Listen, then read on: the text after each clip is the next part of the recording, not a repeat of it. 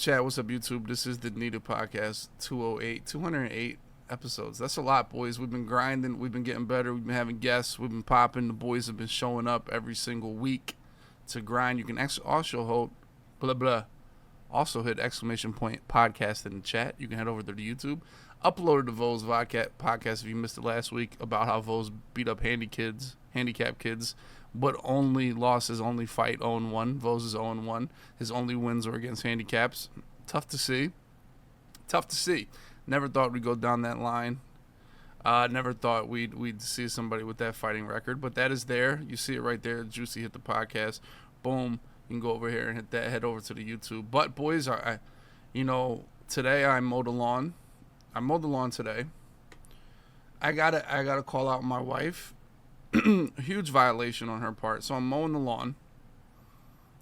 I want to say I have a big lawn, but I don't have a small lawn. Pretty girthy lawn. Pretty solid push mower. And the only reason I have a push mower is kind of hilly. It's really not enough space to go riding mower. If it was, I would have went riding mower. I have no problem with that. But I'm a push mower, mowing the lawn. I run over yellow jackets. Now, yellow jackets are wasps. They're not bees. They're a little bit different. Bees are more like gatherers, and wasps are more like, attacking wolves, if that makes sense. So I run over the bee's nest. Run over the yellow jacket nest. The yellow jacket gets me. Boom. I only get stung once because I'm actually like a cat. Now, I may not look it, but I still move like a cat. I was able to catch some jukes. Got stung one time. Now, to be honest, I just squished the bee. He was stinging my leg, and I just went, and I took him out of there. But so then my wife, who's horrified of bees. Now, nobody likes bees, let's be honest. But she's horrified of them. So I later tell her, later in the day, I tell her I got bad news. There's a yellow jacket nest in our yard. And she says, "Oh yeah, I saw that the other day." What's up? I feel like that's something you have to put on the bulletin board, or you have to give comms about, right? Yes, exactly. Like, what type of zero comms are this? Like, I would have not have ran over the goddamn yellow jacket nest if you would have told me. Terrible comms. And then she hit me with, "Oh yeah, well, I forgot to." Like, what are we doing? Bad comms. Actually, terrible comms. Now, from dealing with the outdoors my entire life, there's more, yellow jackets go into the ground. They're probably the worst bees because they get you. You never know there's a nest in the ground, right? Like, if there's a nest in your porch or in a tree, you can kind of see it, like the big the big bee's nest, hanging from the tree. You can see that. The yellow jackets are in the ground, and they're kind of nasty. They do bite, and then they inject you with, my leg still hurts a little bit. It's a little sore. But they inject you. They literally suck. They're literally the worst humans or the worst insects to deal with. So, at least in Northeast America, I don't know what's going on in Australia or the damn rainforest or Africa. There's probably way worse insects than what we deal with. But in, the Northeast up here, the yellow jacket's probably top tier worst insect to deal with. So, but they're in the ground, and they have a hole in the ground. Now, in my experience, if you cover this hole, they are SOL. So what you got to do is, the hole is, maybe a softball size, maybe smaller than that, maybe baseball. If you just cover the hole, they're SOL. They don't have any way to get in, you know what I'm saying, or get out. And then all the bees that are outside go crazy and they find somewhere else to go, Flamethrower, yes, let me get that out. I actually will, gas it up. It's in my garage right now, the flamethrower. The same one they used in the Pacific in World War II. I have the flamethrower in my garage. That's a great idea. So I'm going to go get that, put the flamethrower in the middle of my goddamn yard, and just flame everything. What is SOL? Maybe that's a boomer thing. People don't know SOL nowadays. SOL means shit out of luck. That means they're screwed. They're fucked, as, for lesser terms.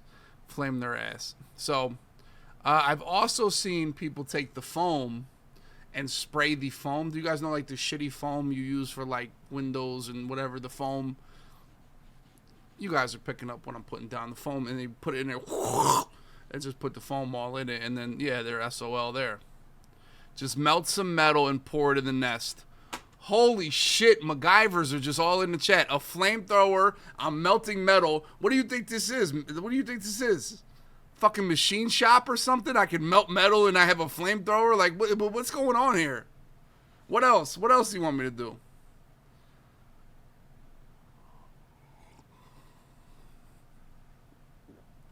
I mean, melting metal is just actually insane. Put a water bottle in them, suck them up.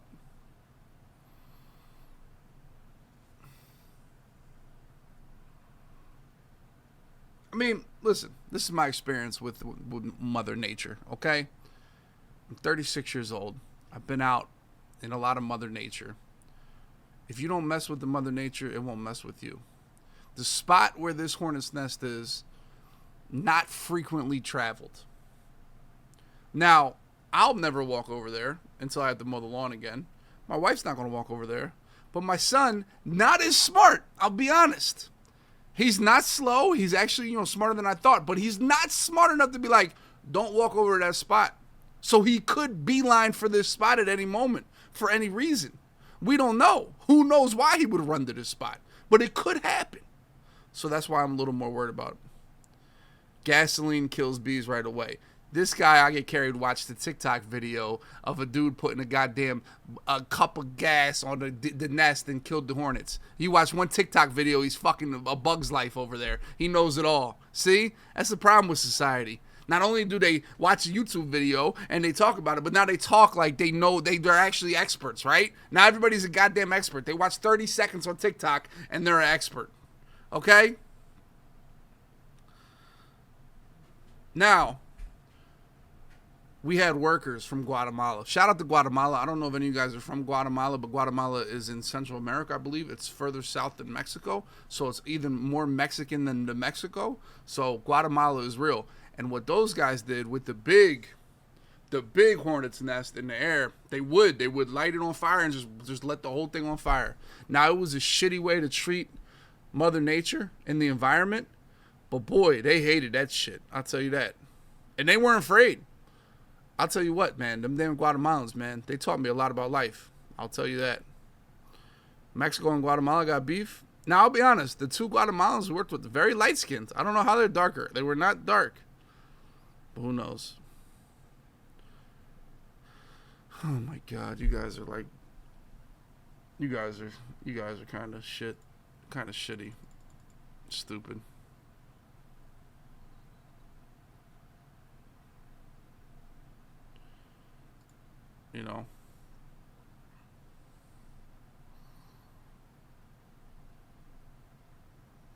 Start a bee farm.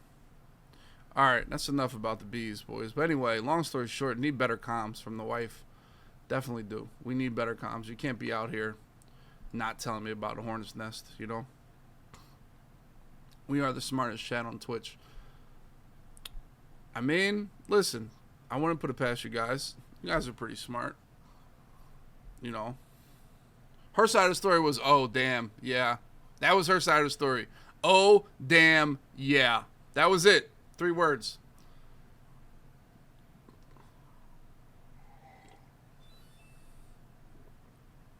Chat does no ball and rap. Oh, damn, yeah. All right, boys, I am going away tomorrow. I'll be gone for roughly a week, but I might not go away tomorrow because Ford did not call me to pick my truck up yet. When I talked to fucking Mitch at the front desk. I say, Mitch, listen, Mitch. I got some problems with the truck, but listen, Mitch. All right? I need the oil change. Mitch said oil change takes a day. I said, okay. Not even. I had oil change and I had a couple little recalls on the truck. He said between the oil change and the recalls, it would take a day. I said, okay, Mitch, let's go. I'll pick it up tomorrow. I need it back. Okay? That's neither here nor there. He tells me, boom, I'll have it back by Tuesday. I also give him the laundry list of things that were messed up with the electrical in the truck. My electrical's not working. Take a look at it, Mitch. Okay, Mitch? So then Mitch comes back to me and say, this might take a little bit longer. Okay. I said, listen, Mitch, if the electrical's messed up, I can bring it back another time. But I need it tomorrow. Okay, no problem. Mitch, sounds good, buddy. See you tomorrow. Big fat guy, ponytail. I don't know. As a fat guy, I feel like the ponytail is that a look? Is fat ponytail a look? How do we feel about? I don't know. Fat guy ponytail. You know. So Ford did not call me today.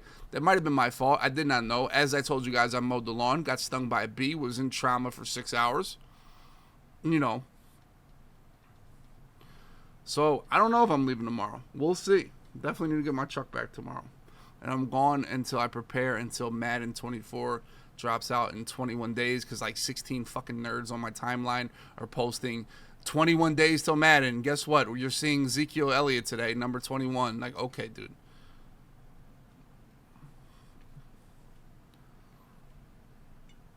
So 21 days till Madden. I've been grinding. I set up all my YouTube videos to come out during the week. I'm proud of myself. I have about 5 different YouTube videos to drop this week, boys. So if you guys are missing me, you can head over to YouTube/dub.w or whatever, you know, and you can watch those. Also, TikTok is scheduled until 2 weeks from now. So even if you guys don't see streams, you will see my bald head somewhere. We will sadly lose CFM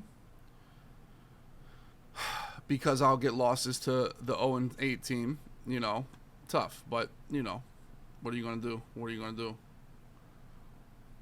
In real life stream. That sounds like a great idea. Oh, another note. Guess who I'm going to the Hall of Fame game with? Do you guys know what the Hall of Fame game is? The Hall of Fame game is the first game of football this year, right? Joe Thomas is going into the Hall of Fame. So our boy Mutt Guru, also known as Mike McFadden, I think his name is like Mike Maximum Football now. He's finally coming back to Ohio. He said, "W, do you want to go to the Hall of Fame game?" I said, "Let's go."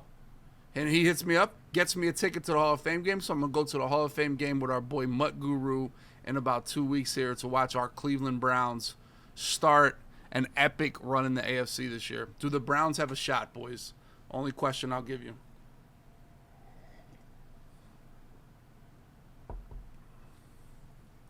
No. No shot? It's tough. Damn. Nobody believes in the Brownies? Do I have any Ohio people in here? Is Ohio in the building? Is Ohio in the building?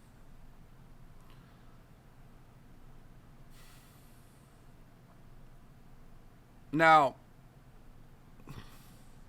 week 1, Bengals at Browns. The tailgate will be epic. Bengals at Browns, the Muni lot. If you guys want to pull up, you know, I don't really care about the Browns. I don't. Now, I care about them a little bit because, you know, if they do better, you know, this whole little city flourishes and stuff. You know, I started to care, you know. But a lot of times I leave the Brown game at halftime and go home because the Eagles play at 4. So my goal is to, like, get hammered, but then start sobering up around noon. Then, you know, maybe hammered till, like, 2.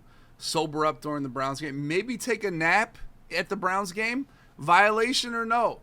To sleep at the Browns. Is it a violation? I've done it before. I've slept in the damn seat in the middle of the done it, you know. But then get ready for the Eagles because they play the Patriots. I mean, put it like this. I'm going to be up from midnight at least. Like, it's going to be a huge day for the boy. We're going to start at midnight. We're going to start in line to get into the tailgate at like 2 a.m. I'm going to be up this whole time, drinking from sunup, and then I'll have to watch the Browns. I have to be rejuvenated for the Eagles at 4 o'clock. You know? This is where I save, like, my Adderalls and for plays at times like that, you know? I think I take something else that's called Ativan now or something. It's like a time release capsule of energy. You know? I take some drugs. I can't lie. There's definitely drugs going on for the awakeness. Going on a day like that. But anyway. Are you guys playing Madden? I'll ask the chat right now how many rookie premieres. Gotta get off of those. Okay, Mother Teresa. Jesus Christ. Save it for your sister. Gotta get off of those drugs. God, don't do drugs, it's bad.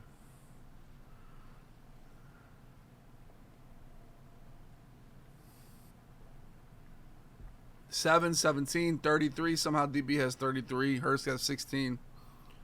Did 1 RP today. Let's go, Ski. You gotta grind, bro.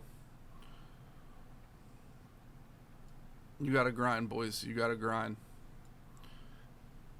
Yeah, Scuff McGruff in the building over there. Don't do those drugs. Dude is 18 years old telling me about drugs. Dude, you gotta do drugs. I'll be honest.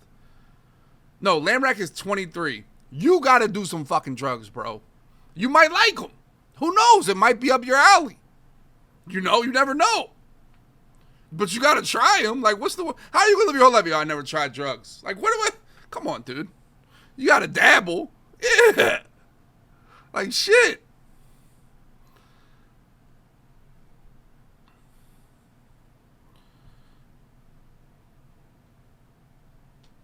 You know? Like, you gotta do like a Molly or something, you know? Yeah, you can't do needles, bro. That's too far. So you get it. So you understand. All right, boys. Speaking of drugs,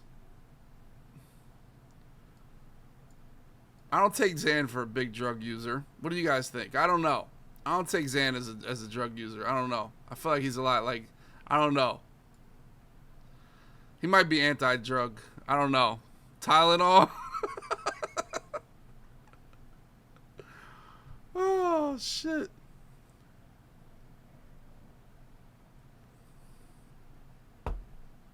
All right. Let's ask Xan. Xan, are you a big drug guy? I smoke pot and I drink. That's about it. Well, so you're a drug guy then. Okay. Yeah, I guess if you consider pot a drug. I mean, yes. You know, so there you go. It's the gateway drug. They didn't teach you that in high school?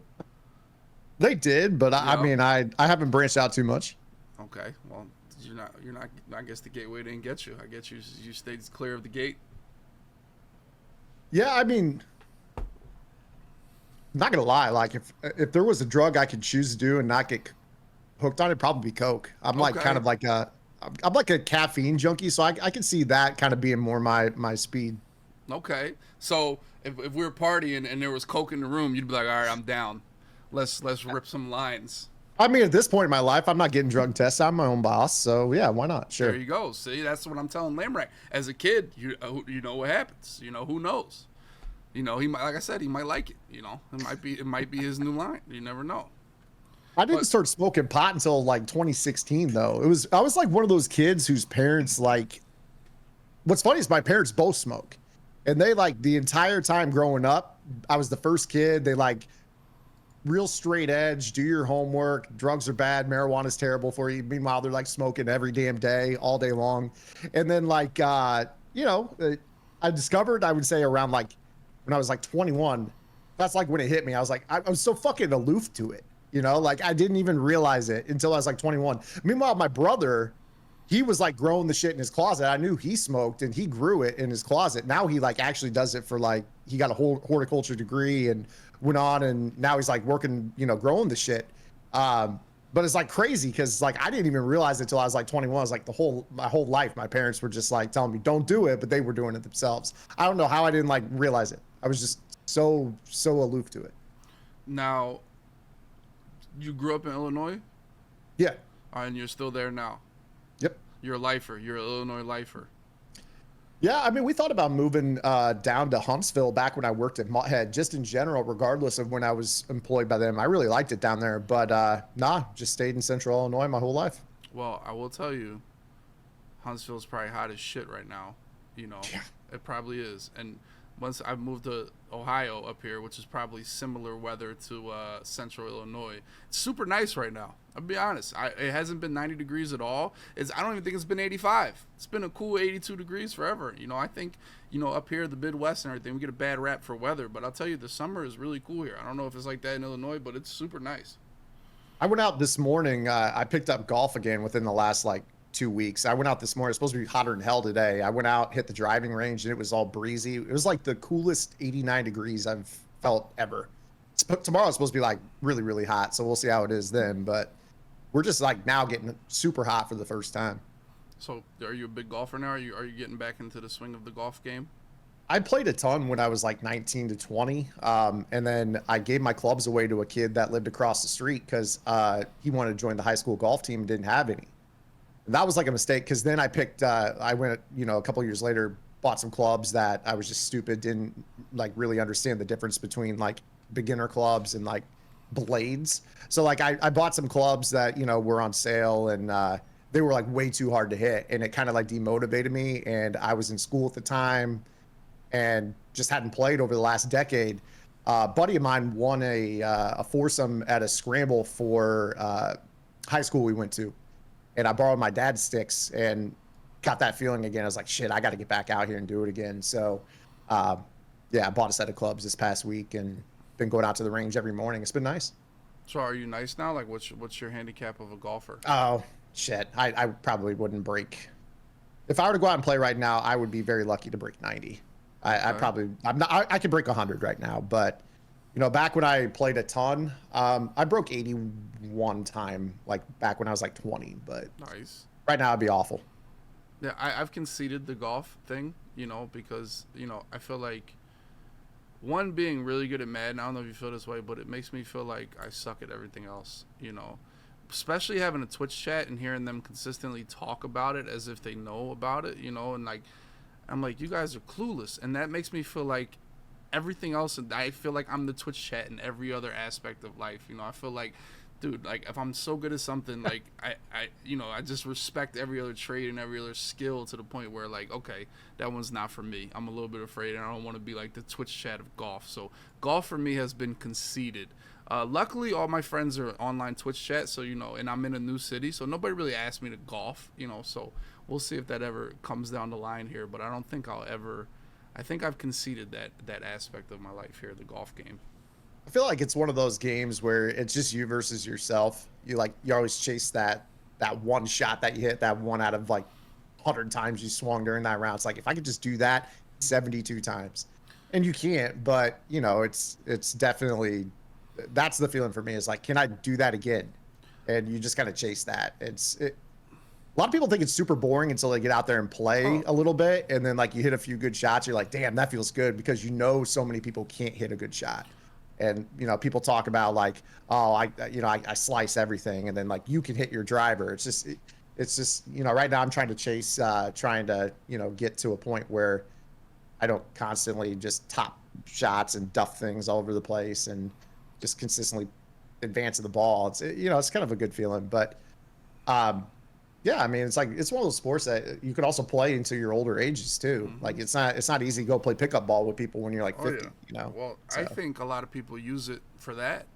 Baseball players, basketball players, football players, they can't play those type of sports. So let's keep that competitive going in another sport, and golf keeps that going for them. And for me, dude, I have Madden. I have video games. That's kind of my outlet for that passionate competitiveness for me. So I think that's kind of replaced my urge to follow up playing sports. Now, were you a big sports guy when you were a high school kid, or were you a big player?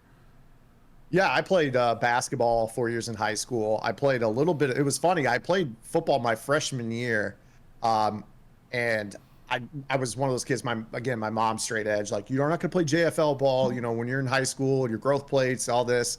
When you're in high school, if you still want to play, you can. Well, I did. I got out there, I got my ass kicked because I'd never been, didn't know shit about it, and kind of demotivated me. Picked up golf because I was a wimp, and played that as a fall sport. Then, by the time my senior year rolled around, football coach picked me up in summer basketball camp. He was like, we got a tight end spot, DN spot open. He's like, you fit the the mold to play those positions. There's playing time right away. Like he basically promised. He was like begging me to come play tight end. And then I played as a senior, and I loved it because like I'd like grown into my body, my frame a little bit more at that point, and I was a lot bigger than most of the kids that I was blocking because kind of a smaller school in Central Illinois, and I always kind of like look back on it. It's like, damn, I wish I would have played all 4 years and not like wimped out after my freshman year. But kind of the same thing you said. Like Madden I picked that up my freshman year of college. It filled that competitive void of like not playing basketball anymore, not playing any sports at all. Yeah. Now, what Madden was that? When did you start dabbling in the video games in general, and then when did Madden become like the game? So I played like Sega Genesis, but it was more like Sonic the Hedgehog, like the Aladdin, the old like Disney games. Like when I was like real little, those were like my favorite games to play growing up. Played like Tony La Russa baseball. Then like NBA Live 98 was kind of my first basketball game, I think. But the first Madden I played was actually '08. Like I was an NCAA guy back in like the early 2000s, but actually playing Madden, the first one was my freshman year, Madden '08, which I think is, I mean, a lot of people think that's the best Madden ever. So, that's a pretty good year to jump in, I think. Oh, it's my favorite Madden, and I'll tell you, it's the most ridiculously arcadey, stupid Madden game ever. It would never survive this era. They would cry. Oh no, dude, it is the most. It really is the most ridiculously arcadey. Like, oh my god, like, and we loved it. Like, I played that game for just the passion of playing head to head. There was no mutt. You just played with the damn Chargers and the damn whatever team you want forever, over and over and over and over and over. The same damn teams. We cared about the damn roster updates every week for football. And then once the season was over, guess what? You got 8 months of the same damn rosters and the same teams over and over and over and over and over. So that game was just super fun. It was so much like user. I don't know. It was my first one. I got super sweaty, and for me, it was, it was so much fun. It ruined my schooling completely. It completely, between that and Gears of War and Xbox Party Chat, dude, schooling was done. Absolutely SOL. Any type of schooling that I ever, but if that's the case, I was never going to make it anyway. If that's all it took, so it definitely did. Now, did you go to college or anything like that after high school? Yeah, I went straight in my freshman year. I was taking, courses like calculus and organic chemistry and shit. So I had like an organic chem class at 7 a.m. and I had a 45-minute drive from my parents' house to where I was going. So I did live at home still, but I had so many nights like where I stayed up until like 3, 4 a.m. playing Madden that it was so hard to get to organic chem. And I would like, if I got there, I was like asleep. I took calculus my senior year. My football coach was the calculus teacher, and I passed that. So I just took it again my freshman year because it's like it wasn't my major. So I was like, all right, well, I'm not going to take a harder math class than I need to. I'll just take calculus again. And I thought, I know this stuff. So I didn't even go to that. I just napped. And I attributed all that to Madden. So like that first semester of college, falling in love with Madden, that humbled me real quick. And fortunately at that school, I did my first 2 years at community college because prereqs, and you could replace grades instead of averaging your GPA. So I had to retake calculus that summer.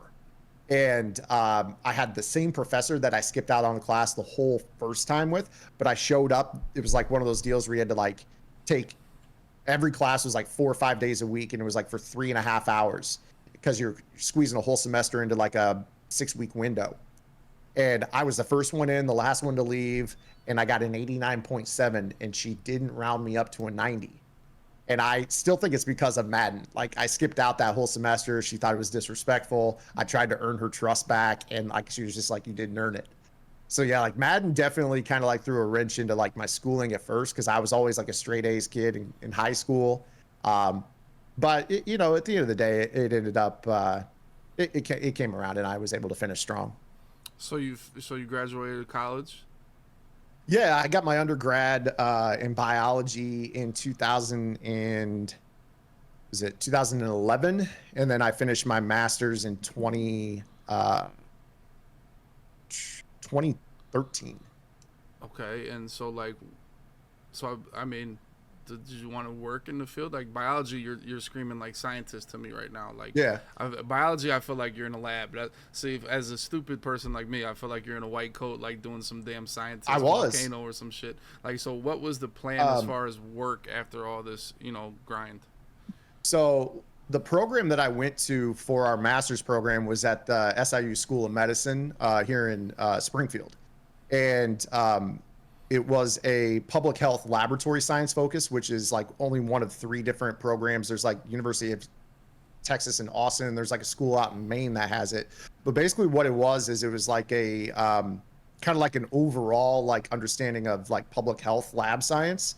And so like we would get stuff, we live in a medical district where we got like 3 different hospitals here in town. So like if they had like a patient on a floor that was like infected and sick with something and they couldn't figure it out in their lab, they would send it over to us at the Department of Public Health. So I was doing like my intern work on the side with them. So I was doing like clinical microbio. We would do like environmental testing of like well water to make sure like, people that lived on wells weren't like going to get sick. We would do like FDA milk splits for like dairy testing. We would test like kids from Chicago, like because in a lot of their homes, like their older homes, where the paint would be like potentially lead, and lead paint tastes sweet. So those kids would like lick, like bedposts and shit, just like because it tastes sweet, and they're like kids don't know any better. So like we would test stuff for like blood lead samples, make sure the kids weren't toxic. And then we also like the coolest thing we did was like we would get it's kind of scary really. We would get like threat letters, like so like being in the Capitol, we had like the House and the Senate there, and if any of them got like a threat letter in the mail from some wackadoo, like we would have to test it to make sure it wasn't like anthrax, and it was always like baking soda or something. So like we would have to like put on the suits and like go in the lab and like the security lab and like actually test it to make sure it wasn't anthrax. So that shit was kind of scary. Then we did other stuff, like if somebody would get bit by a dog, it was unfortunate, but like got a lot of pit bulls that would get sent in, and I'd have to test the brain tissue to make sure that they didn't have rabies and stuff. So it was like all of that was like just like a total like immunology, microbiome, biochemistry focus. So like it's considered like a triple. So it's molecular microbiome, biochem, and biology. So like it was all on the table for me to work there at the lab when I graduated, right? Long story short on that, at that point in time, we had a budget impasse. We had 2 different parties. One party was in control, one party was the governor.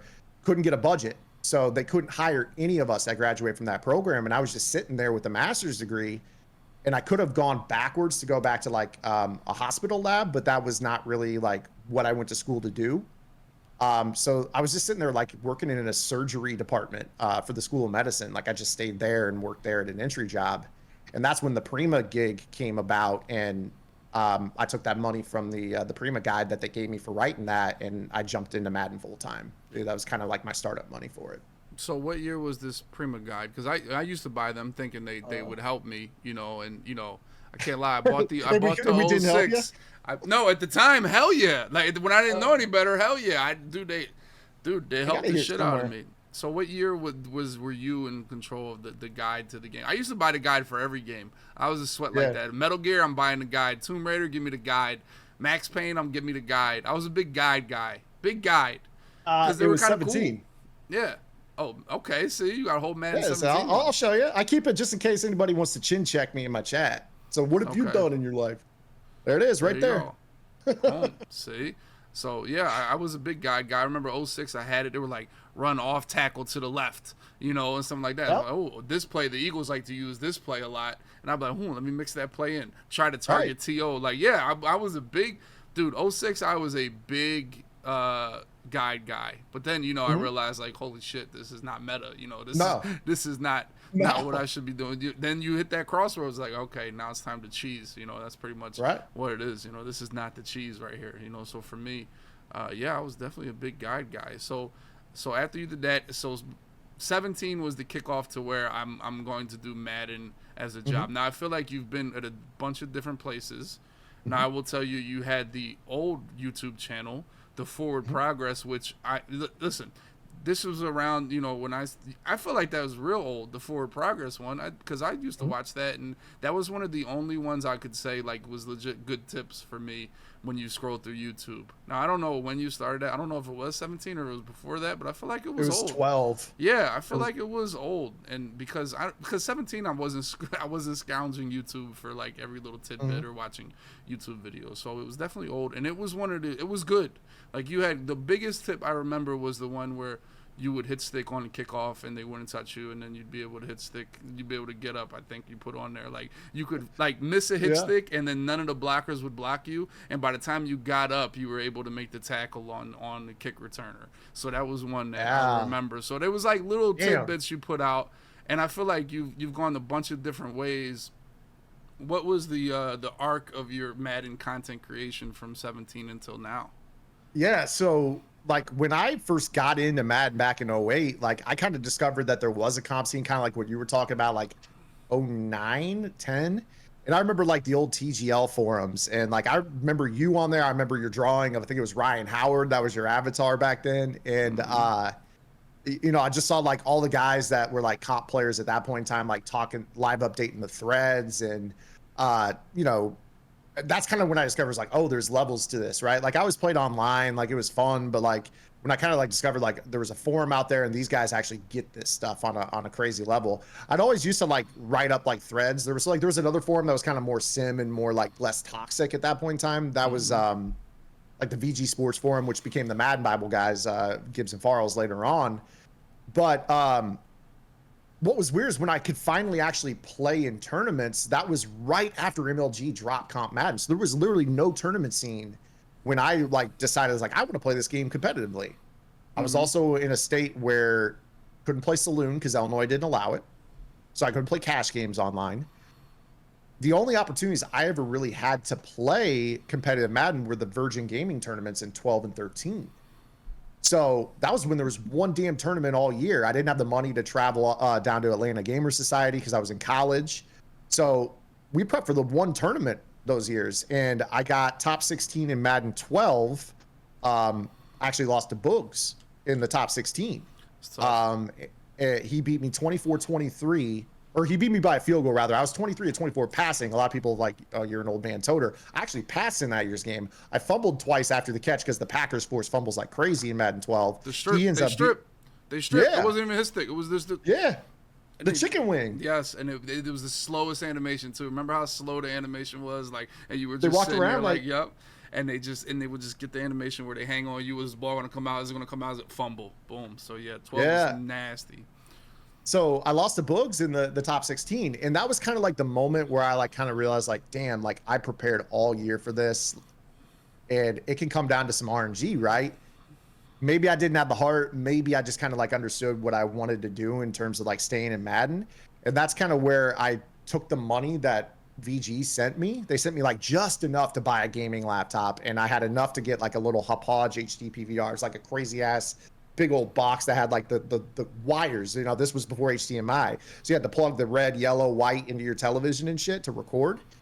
And I remember recording off of Madden 12. And like at the end of that year, right after that tournament, there was like a site. I don't even remember which one it was. They put my 4-2-5 defense out. Like that year, I don't even remember what the meta was. But everyone said there was no defense that year. And I've always been a defensive guy, like still am to this day. And I put my entire defense out on YouTube, and that was like kind of the start of the Forward Progress channel. I kind of did that off and on, but like I wasn't in a position where I could upload daily and do that stuff because of like working full time, college full time, all that. It was kind of like one of those. I brought the laptop with me to the hospital, and I would like sit in the back, like after the patients were gone, I'd like sit in the back and like edit and like do little voiceovers real quiet. You'll like see some of the videos where it's like he's not talking into his mic. I'm just kind of talking like this. And I remember like I did that for like 3 or 4 years, and like it was not bad for like two to three videos a week at the most. Got that up to like 15,000. And over that period of time, that's when EA kind of reached out for me to be a game changer. I started to like beta test the shit, and that was really cool and all, but like and I would say that's what afforded me the opportunity to write the Prima guide, is because Gibbs and Farrells, who were writing the Prima guide, they got employed full time by EA, and I was a game changer, and I was kind of like within that group. of Game Changers kind of viewed as like one of the main testing feedback guys for gameplay. So like when that job kind of came open, it ended up being like a perfect fit. Like this guy can do this for you. And that's when I did that. And then right after that, Muthead approached me and they were like, "Hey, we got the esports program manager job." And that's when I jumped over to them. So I was like doing like tips with them. I kind of left the Forward Progress channel behind to do like the playbook, the original Playbook GG stuff, and run the esports program, and then like travel down to Huntsville and cast those tournaments and run the Muthead League and start the Friday Night Football. Like it all kind of like went towards that, right? And then 2020, the pandemic hit. I actually left Muthead to do this all on my own, do everything that I was doing there with the web strategy, all that stuff. Like I literally put in my notice 2 weeks before the world shut down. Like that was was like, oh shit, like did I make the right choice? Like right now it ended up being like one of the best things in the world for streamers, right? Because everyone started getting into streaming and watching Twitch. It was like it was like kind of like a perfect storm where things were going to shit, people were losing their jobs, but like I was kind of in just like a very lucky time where everybody was indoors, so they were watching Madden. And so a lot of it has just been kind of like some really lucky timing in some ways, but a lot of it's just been like super long grind, like doing it as a hobby on top of like going to school and shit. And fortunately I was able to kind of parlay that into something that was a fallback plan at a time. Like I'd be still working in a lab if there wasn't a budget crisis in Illinois back in 2013, so everything kind of happens for a reason. Yeah. So since 2020, you've been on your own. Essentially, I feel like you were before you had. Now you got your own game plan site. How long has that? Because I feel like you were with Huddle or something like that. Weren't you with somewhere else? Yeah. So we were when Curse owned Muthead and they also the original Playbook GG. I went there. I was doing content for them. Originally, that was something that was like Lights was like splitting his time between daily and Playbook, and he decided to focus on daily. And they were like, "Hey, Playbook is yours. You take creative control of the content." That was in Madden 17. Like again, right after this guide, and then I worked for them for 3 years. The last event I did with Muthead was the Super Bowl in 2020. We did the Takis bus, where it was me and McFadden. And then right after that, that's when I put in my notice that, I was going to go off and do this on my own. I was traveling too much. I got nothing but love and respect for the people that I worked with there previously. Just one of those situations where sometimes in life when you work for a company and the decision makers are pretty far above and removed from what's actually making something work, they don't understand, right? And when you're traveling 45 weeks a year, doing game plans every 2 weeks, YouTube content, running these tournaments, organizing discords and with a team of people, it was just one of those deals where I was just like, I'm gassed, man. And in order to make this worth it, here's what I'm asking for. They couldn't meet it due to the executives up at the top. And I was just like, well, I'm going to have to take a leap. And I was just like, I put in my 2 weeks and everything was Gucci. Like there was no hard feelings and, it's kind of worked out for the best. So that's when I left and opened up Gridiron that fall. So since then, it's just been a grind. And you're all on your own now, essentially. This is all your all your site, all your, obviously you're streaming YouTube. Now, is the Zan YouTube the Forward Progress, or you had to make a whole nother one? So that was kind of my dilemma, right? I'd heard all these stories about like, if you leave a channel dead in the water, are they gonna like kill you in the algorithm? Like, are they gonna even recommend your channel? I kind of got spooked by that. And I just was like, let's start from zero again. Like I've done this before. I know I've got the chops to do it. I had enough of a following from Muthead and streaming. I was already partnered on Twitch. So there was a little bit of income there. Not much, but just a little bit.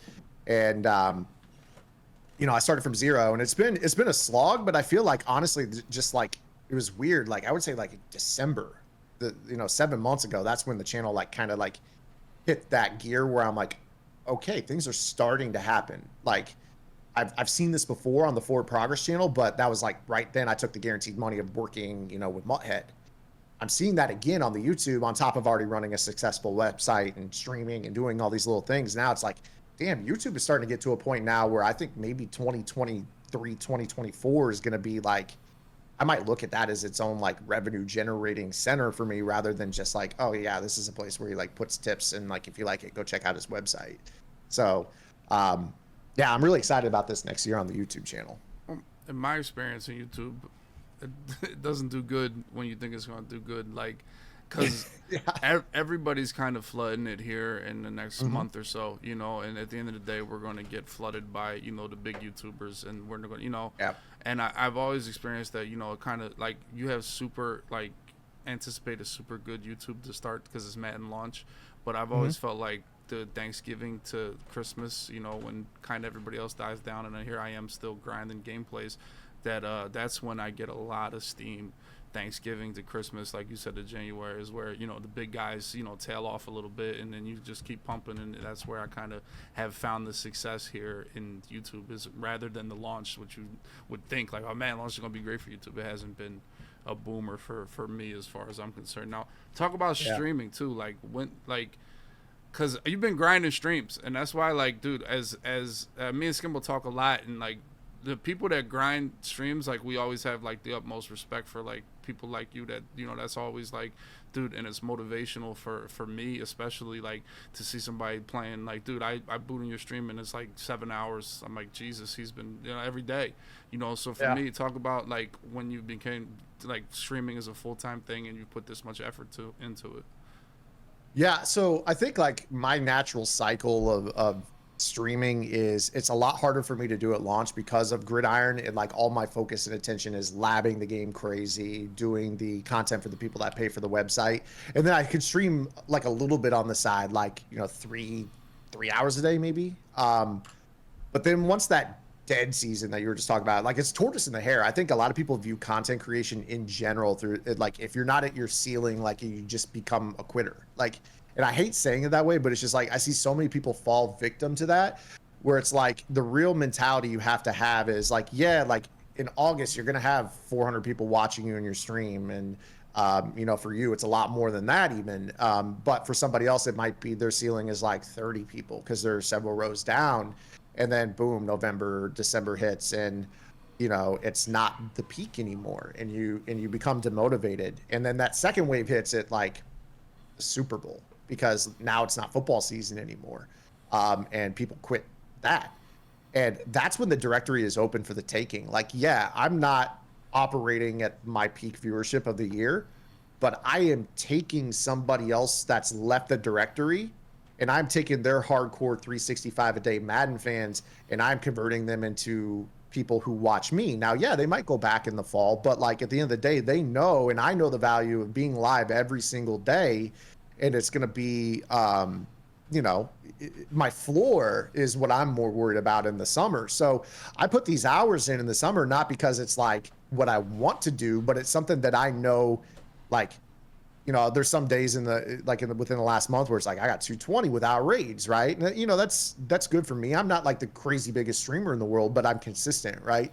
So I'm hoping that my floor next July is 260. Maybe the Mm-hmm. following July it's 300. You know, and you know, if you do that, you raise your floor, your ceiling follows, because you can't, you know, you gotta have something to. The walls got to be there for the ceiling. You raise the floor, you raise the walls. So it's like, you know, that's kind of my approach with it, is like just stay consistent. It's easy to like kind of quit on the game when people aren't watching it as much, but you find those really hardcore fans that are like, I eat this shit for breakfast, lunch, and dinner every day, Oh 365. yeah. And if you get those people, you're fine. Yeah, I don't know who the hell they are, but there's like 300 of them that leave my stream every single night when I switch to a different game, no matter what I don't know who they are. They never tell me who Mhm. they are, but those 300 sickos somehow leave it doesn't matter what I'm playing.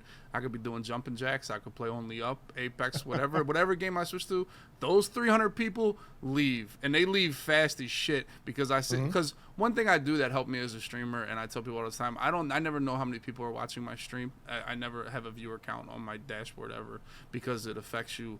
It affects you positively, but the negative is way worse. You know, I feel that way Mhm. because, and that's definitely helped me. As soon as I started doing that, it helps me give I guess, be the same streamer regardless. But So I never really know, but I always check. I check the damn, my emails I get from Stream Elements or Twitch and everything, and I see that damn bar, and it's right here. And as soon as I switch, I say, zoom, like, dude, 300 people just leave. So the sickos are out there that love Madden somehow, and I'll never understand the argument that people don't want to watch the same play over and over. I hate when people say that. I say, dude, I've been running the same plays all goddamn year. I'm telling you the same 3 setups and the same, defense is always different damn near every play, but offensively, oh yeah, it's been the same 3-4 plays the entire year, and somehow these 300 sickos just die for it. They love it. So I'm like, dude, I never understood. That's a bad argument for me and those guys aren't there for me, right? The 300 leave aren't there for me. They're literally there for Madden. They want to watch Madden. Right. So, and they say, well, they're there to watch you. Well, no, because when I switch to something else, they leave. So right. I don't think the same play over and over really matters that much for the most part. Now it doesn't. Yeah. Now, I do got to ask you. Now, we talked about it earlier. Yeah. About your Madden 12, your tournaments. Why are you not avid about the tournaments in the last 6-7 years when they've been free, easy to enter, and you're certainly good enough to qualify for every tournament? Yeah. Why has and it's not, you can always do it. Why has that not been a focus for you? The last couple years? That's a great question. I get asked that. That's probably the most frequently asked question I get. And the truth is, I don't have a good fucking answer for you. And I kind of realized that this past year. I actually, a lot of people don't even know this because I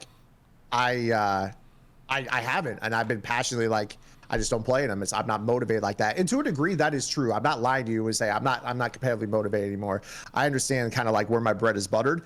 But the point is, it is free, right? And there is a content opportunity there, and there's an opportunity to show yourself against elite level Madden players that your content does work on this stage. So I kind of got that itch during LCQ. A lot of people weren't there because all the best players were streaming, so most of the views were there. But I did stream the LCQ. The problem was I didn't play at a pace that was going to get me into the top. I think I played 7 games. I was 6-1. I remember beating Mexi on the last play of the game. Sorry, Mexi, if he's in here. But I think I lost. I can't remember who it was I lost to, but.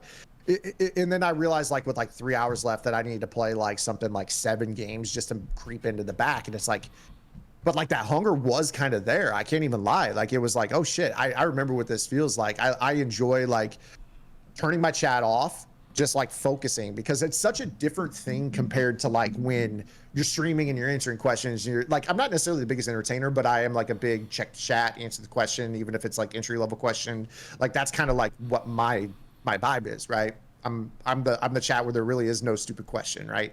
There are some, but being able to close your chat, this is the game, I'm locked in, I'm not looking at shit, I'm listening to music. When I did that during the LCQ, it was damn, I really wanted to do that.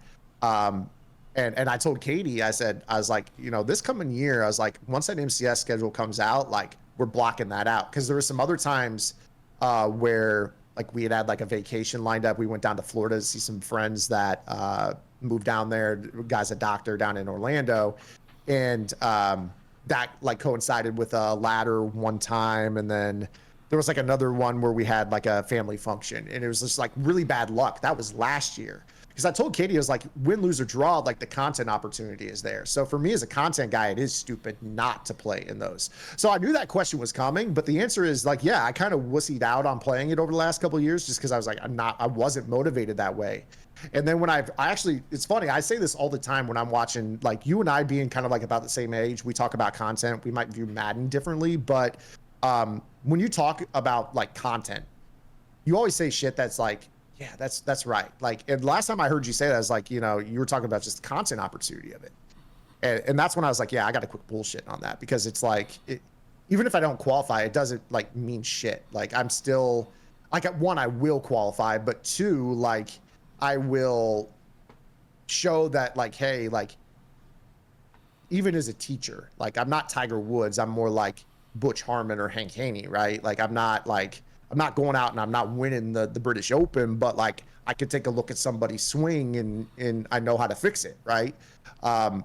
I can show that like every once in a while I could dial it in and like, you know, play well for a day or two. It's those consistent runs that I've always kind of felt like in the RNG and things that's like always demotivated me, but still that's bullshit too. So I knew that question was coming. I was prepared for it.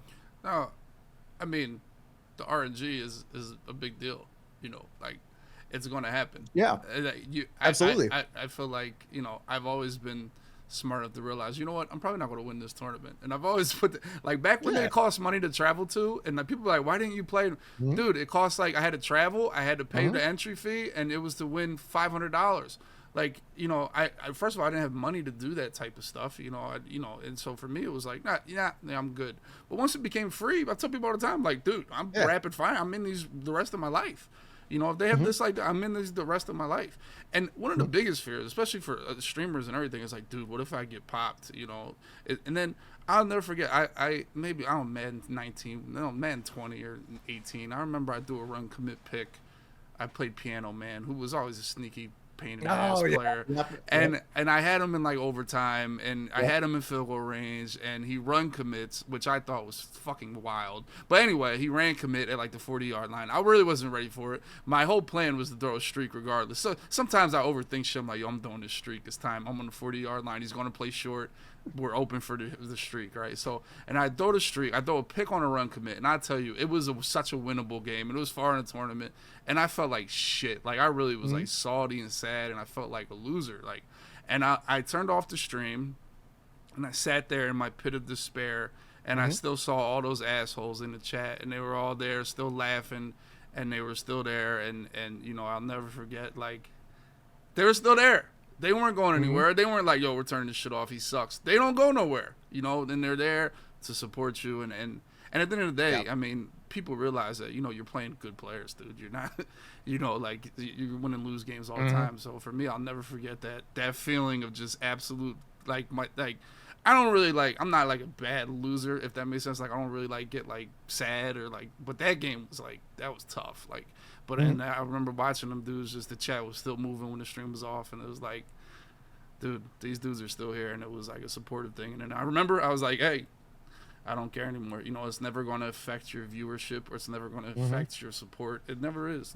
You know, and I've always thought losing was a bad thing, but now I realize that the 5% loss that I'm at right now, but like 5% I lose is actually ideal. It's like because they get their chance to get their rocks off, you know, when you lose. Like Henry probably never loses, you know? Like nobody's able to talk shit to him. You know, nobody's ever to laugh at him. He's just beating the shit out of everybody. Like, dude, like you're going to get a chance to laugh at me. Maybe once a stream, you know, so you can come get your rocks off to all the plebes and everything. So, yeah, so the losing is never going to affect anybody. So that's why I always thought, like, dude, you got to get out there and get the feet wet out there, you know? You know, it's funny. What you just said is, like, it's taken me a long-ass time to cope with it. Like, I'm very aware of, like, I hated losing so fucking much. Hated it. Like, I didn't care if I lose to somebody good or somebody terrible. Like, I hated it. And I always feared, like, the drop-off of, like, oh, like, if I lose, like, I got to protect this ego, like, yada, yada, yada. But, like, you're right. Like, when you lose, it doesn't matter. Nobody remembers that I lost to like Steve 1,000 fucking times this year unless I tell you.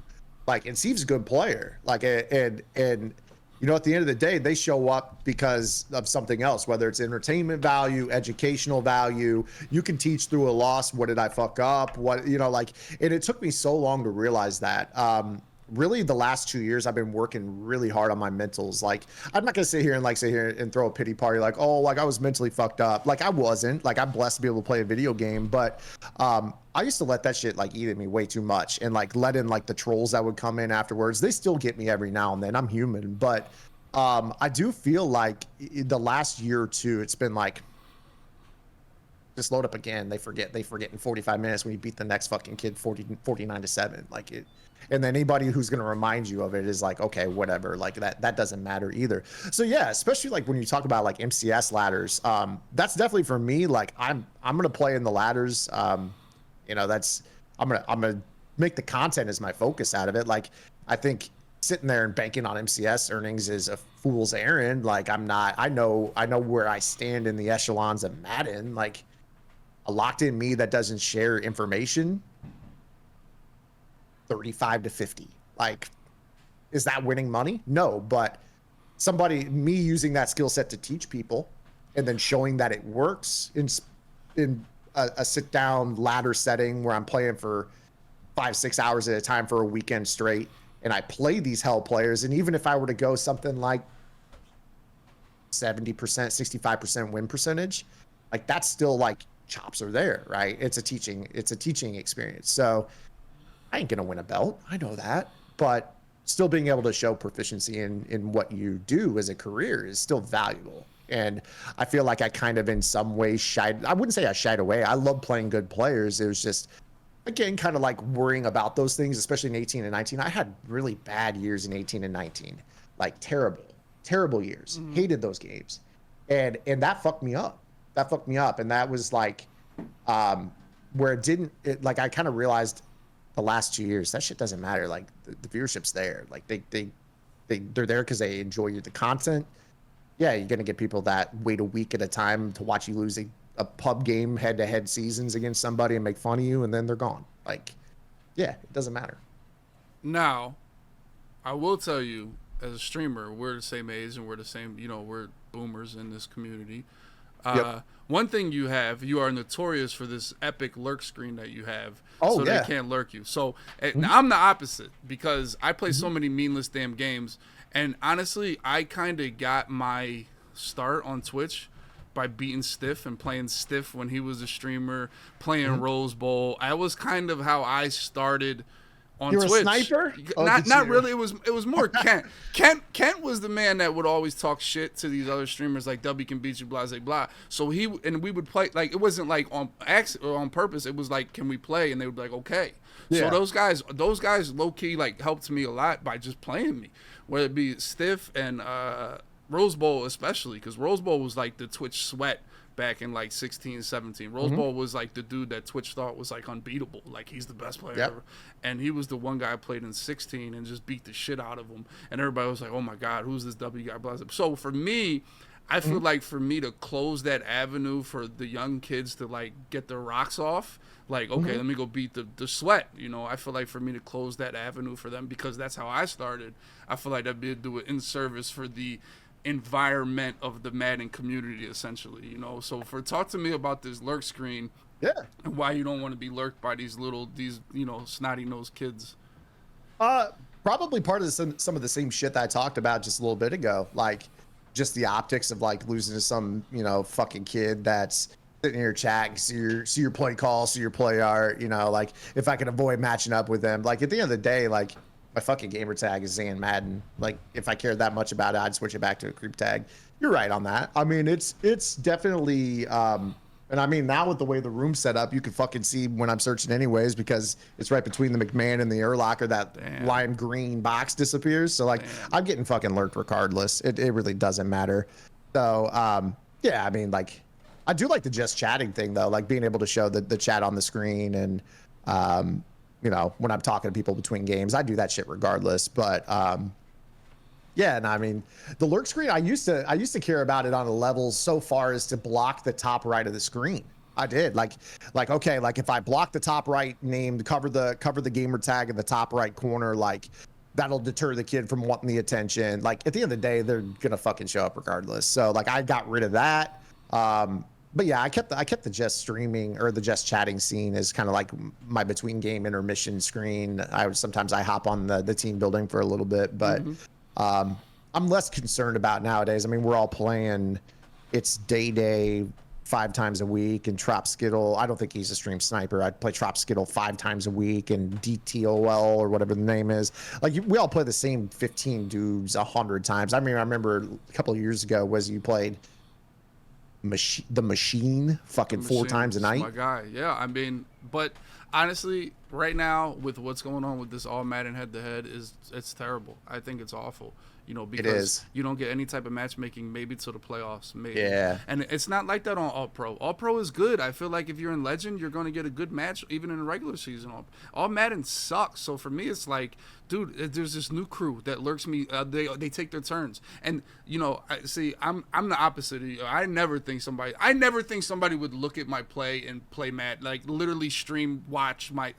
I just feel like I don't know the integrity I have as a man. Like there's no way you're doing that shit. But then I was saying the other day, I'm like, if there's money involved, people will cheat, no matter what. Sure. They're going to cheat, and I never even thought that in like tournament games or anything. Like, I just feel like, and listen, I talked to Skimbo about it a lot, and he was like, it's going to hurt people more than it's going to help them. Sometimes, they're going to, and I think that way. I play so many games. How can I then change my habits to then watch a play and try to adjust to it on the fly would just be nasty. So I never think people do that. But these TFC guys, these new kids, I think they're because this one kid, I swear to God, he never pinches his line until I show it's a run play. Every time he's a nasty human. I never feel that way. But the last time I played one of these guys, they never pinched their line until I was like, and then I bluffed them for the game. That's what I did. I showed a run, audible to a pass, and didn't show the pass, and he ran commit, boom, and he lost the game on it. So they're a little scummy. I can't lie. The TFC guys are scummy. They are. I have played the TFC guys. I've got a few of them that frequent my stream as members of our chat. Not necessarily lurk by them too much. What's funny? You talk about like they don't.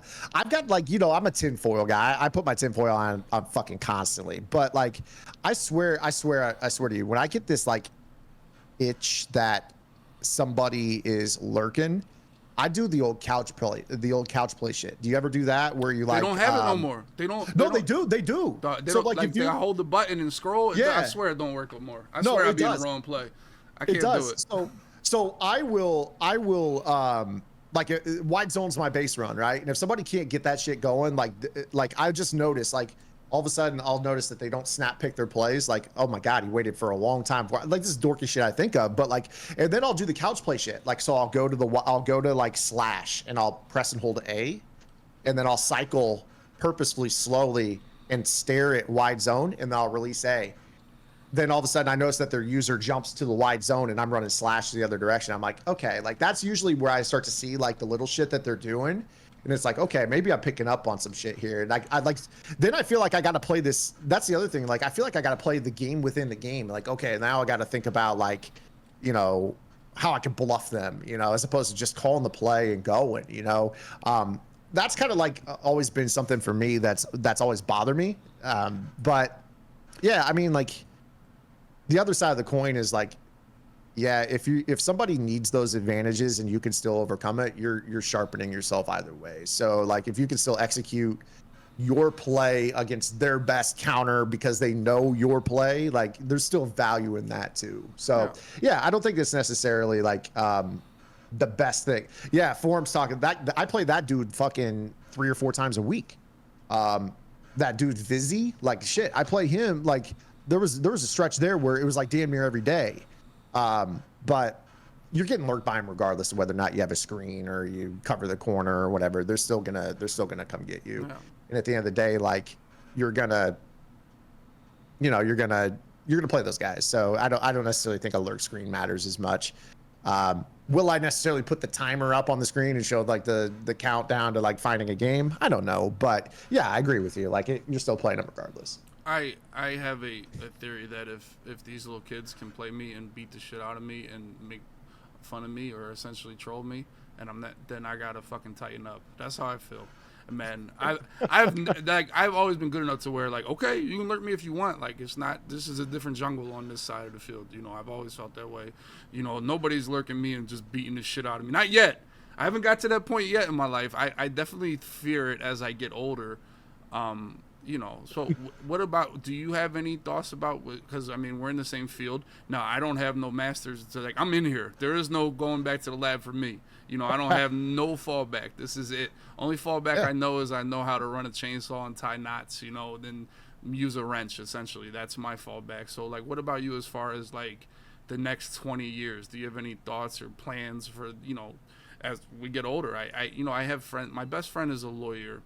and obviously he's rolling in it now. But when he's 50, he's going to be making even more money. And Right. I don't know if we are in this field. What are your thoughts on growing in this field as we're already too old? Yeah, that's kind of why I kind of view like the YouTube side of things and the Twitch side of things is I attack it from an educational angle. I think that nobody gives a shit how old I am when it comes to teaching them some shit. Like if I can like lab the game to the level that I do, I know that like on the pro level, like I know I come across like screenshots of like people like chuckling at shit, but like there is actual insane equity in teaching people to be better than below average at the game, right? Like, am I going to take you to winning a belt? No. Can I take you to a level where you can beat somebody who has previously won a belt when they are slightly off their game? Yeah, hell yeah, I can. Like, and I will say that till I'm blue in the face. Absolutely. While a lot of other people will say things like, oh, all offensive linemen play the same, or there's no value in these ratings. Like, that is where I'm going to make my retirement, is finding the value and the equity in shit that other people tell you is useless or doesn't work, or these traits don't matter. Like, so for me, like my nest egg is building gridiron as far as, what I am doing. Now, of course, am I going to be able to put the crazy hours into it? Like once I have children? Yeah, probably not to the level that I do now, obviously. But, hopefully I'm in a spot at that point in time where I can employ people kind of similar to, some of the sites that we had when we were coming up, like starting to play the games, where hey, you're a great player, we want to work with us. I try to do that to a degree now already, like just to take a little bit of work off my plate. But yeah, my focus is solely on like definitely continuing to teach people the game. And if I'm to the point I'm so washed that nobody wants to watch me do it live, or nobody's watching the tips on YouTube anymore, then yeah, maybe I'll have to pivot from there. But I personally think the educational side of things is less age gated necessarily than content creation. How do you feel about that? Yeah, I feel like I feel the same way. Essentially, I think my biggest strength, and this is something I have written down here to ask you, is production of these events. Obviously we do bot wars, and our production on that is top tier. And I think the broadcasting avenue is something I would love to get involved with more. And I know you've done a lot of it with Muthead and everything. Is that something you would want to do? And has EA ever reached out to you, since you have the Changers relationship? Where has your EA relationship gone from Game Changer back then till now? Because obviously, dude, I think we would all like to see you talk about the game up there, or something along that level. I think that's an avenue for you as well. Is that something you have plans for? To be honest with you, I would love to, absolutely. I kind of thought there for a long while that door kind of closed on me for a couple of reasons. One, I was not the biggest fan of Marku. Like that was never ever like, when it comes to like people that I was outspokenly, I've never been the type that's like, oh yeah, Clint should be fired. Like I was never, because they're humans, right? Like at the end of the day, we may not like the product the way it is, but like they're humans. They try their hardest. They may not play the game like we do. I could be scathing without being ignorant. But when it came to Marku, like there was just shit I saw when I worked at Muthead where I was constantly like, wow, this guy, one, doesn't get it, and two, is intimidated by grassroots Madden, things like Friday Night Football and things like that. There was an instance, and I don't give a shit saying this because because as far as I'm concerned, the door has been closed, and if it wants to reopen, that's great, because I think everybody that works there currently is awesome. I have no issues with anybody that currently works there. I think the current MCS team is phenomenal at what they do. It's never been better. But there was an event where a Friday Night Football outperformed a Vikings Club series, and we got a pretty pissy email afterwards about a friend sharing an account, shut down Friday Night Football toned email from the man that's no longer there. And that's kind of when I realized, like, this man doesn't give a flying fuck about grassroots, man.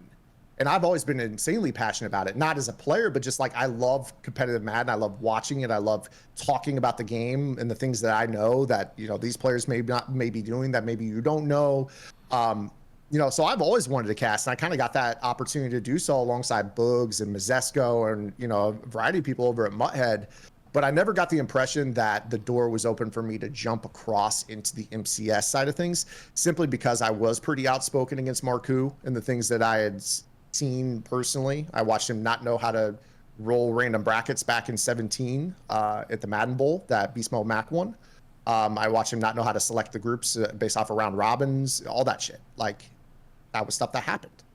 And fortunately, he had great people on his team like RG and other people that did understand it. And that's why RG is elevated and he's awesome at what he does. And like, that's all fine now. I think that the trajectory is up, but I've always thought that that door was closed on me. And, you know, there was another caster that's no longer with MCS that tried to snake me when I was at Muthead. Out of casting opportunities with Muthead and content opportunities. So I always kind of got the vibe that the MCS side of thing was just like, I'll just kind of let them do what they do. And I'm going to grow the Friday Night Football side of things. And that was always where my energy was. But yeah, I always have wanted to cast. I think that's kind of like talking about the game as a passion of mine, teaching it. And I've always thought that was one thing that I wish the MCS cast did a little bit more, was break down Madden to a point where, and this is a completely different side discussion, but I feel like competitive Madden is one of those esports where the best players in the world are viewed as heels or villains. And being able to bridge that gap and explain, hey, this is what they're doing. You view it as one play, but this is like all the different things they're doing. And be able to explain and close that gap and maybe try to incentivize people to learn Madden, to, you know, appreciate it for the things that maybe they don't know. That's always been a huge thing for me. Yeah, I mean, well, Madden is the heel, essentially. The game is the heel more than probably. The players. You know what I'm saying? I feel like Madden is the easiest, especially with, you know, Mutt. It's the easiest game to hate because, you know, most people hate it because they're not good at it and they suck, and it's an easy game to suck at. It's an easy game to turn the ball over, throw picks, and give up on, especially when now you got to pay to play the shit. So Madden has become the heel, and then I guess those players are representative of, you know, Madden being the heel. And I mean, a lot of the competitive players, they're not, people don't know them, you know, even Henry or Drini or like these guys, like, you know, they could be way bigger stars than they are, you know, but most of that is because they're grinding their ass off to be great at the game, you know, and that's why they're great at the game, you know, so that's their avenue and that's why they're great. So, you know, I think Madden's the heel and everybody's attitude is kind of bad at it. Now let's talk about Madden. You know, because, you know, we talked about streaming and content and everything, and we're super Madden heads, and we're different a lot of times, but we also see the game a lot like most of the time, you know. But so, first of all, I can't believe a zone guy hated Madden 18, which was the easiest zone game ever, which made it awful, but, you know. But what about Madden 23? Where is the 1 to 10 rating? Did you like this game? Did you hate it? Because a lot of people hate it. I think it's kind of boring.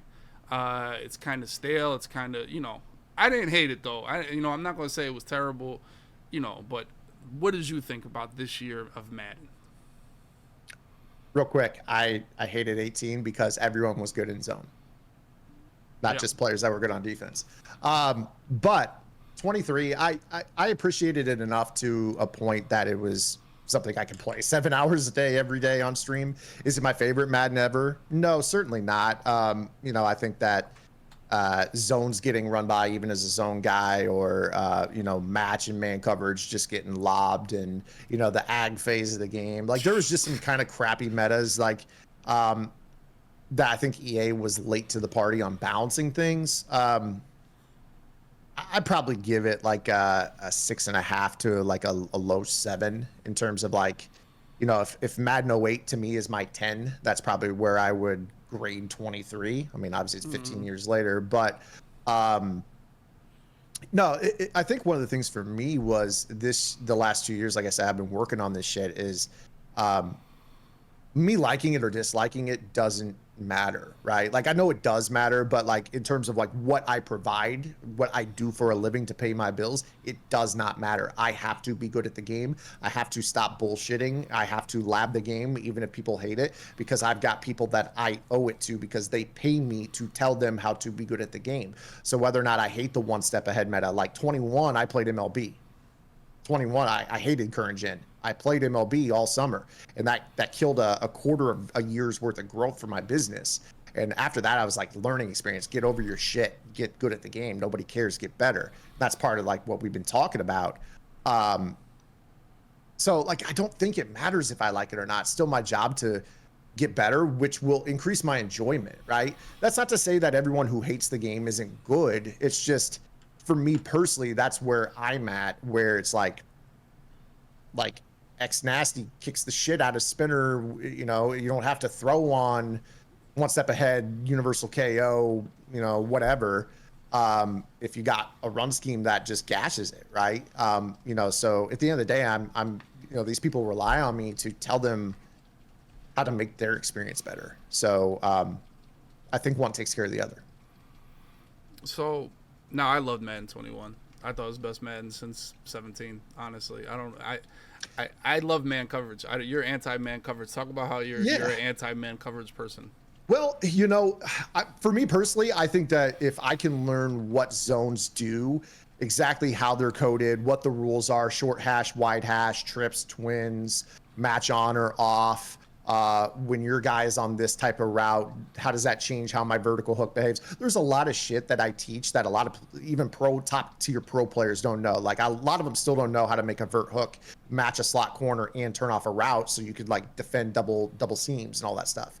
But when man coverage was good, I think that I bullshitted in 21 because I kind of viewed it through a lens of I shouldn't have to low ball everything. It didn't matter that you could and you could beat man coverage. It was an elitist point of view. And it was like, I shouldn't have to do this. I should we had, I think you and I had, it was a good back and forth. There wasn't any animosity to it, but early in the year, I remember talking about like how it's bullshit that people were shoving seams down the field and high ball fades into double coverage, and none of it was getting, you know, none of it would ever get picked. And you were just like, quit bullshitting and use pick artists. And that was kind of like where it hit me. I was like, yeah, he's fucking right. I should. And then like, I just did. That was this year? I want to say it was like back in September, wasn't it? It was this year, yeah. This year is the only year I used pick artists, and the only reason I did is because this was the only year where they made it to where you don't catch the tip pick, where it gets knocked. So that's what made the ag so obnoxious, because they never got punished for it, right? You could just throw it mindlessly, because this is the only year in like the last 5 years where they never just caught. It was like an automatic pick the last 3 years, but this year bouncing off their hands, and that's the only reason I had to use pick artists. I just had to, like, dude, you just had to use it right away. You know, you had to. Well, there I was. I had a good 22. I didn't bullshit. I didn't piss and moan about escape artists. I talked about the red route glitch where people were like making the shit run commit, but like I didn't bitch about escape artists. I had a good year with it. No bullshit. Nobody cares. Get better attitude. And then this shoving the ball 30 times down the field in traffic thing. And I started to regress. And I remember you tweeted me that, and I was like, I'm slipping. And I was like, fuck it. I was doing that. I shouldn't have to have pick artists on everybody. I still believe that, but like, when you said that, I was like, yeah, he's right. Like, I quit bullshitting, run pick artists, and all this shit's gonna be a pick. Yeah. And you know, I paid for the pick artist. I didn't want to, but I did. And then the discounted KOs came back, and I was back in the defense that I wanted to be in. So yeah, it was like kind of like again, like just another reminder, like, quit bullshit and play the game that it's meant to be played, whether you agree or disagree with it. Then your enjoyment increases.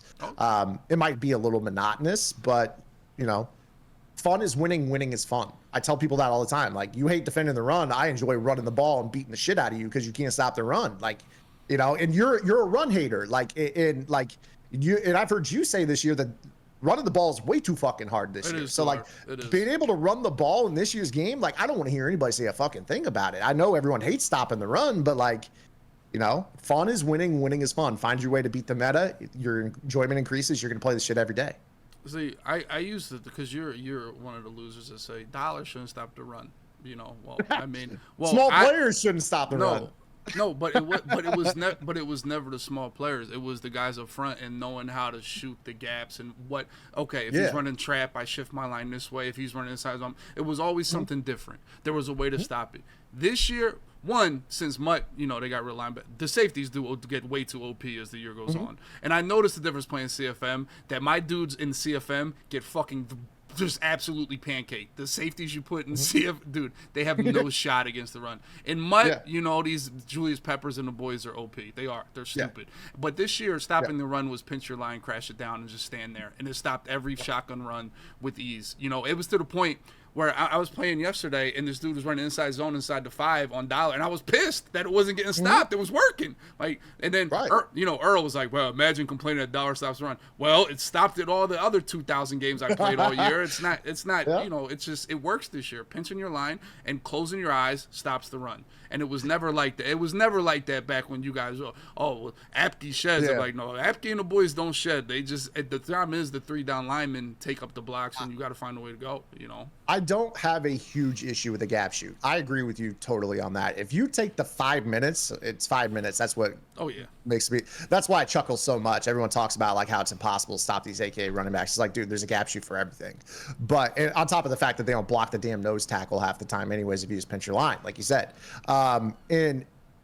Like if you take the 5 minutes to like figure out the spot to stand, like 2-4-5 odd last year, you stood in that little like fucking like alleyway off the right or the left, and you just hit the B gap.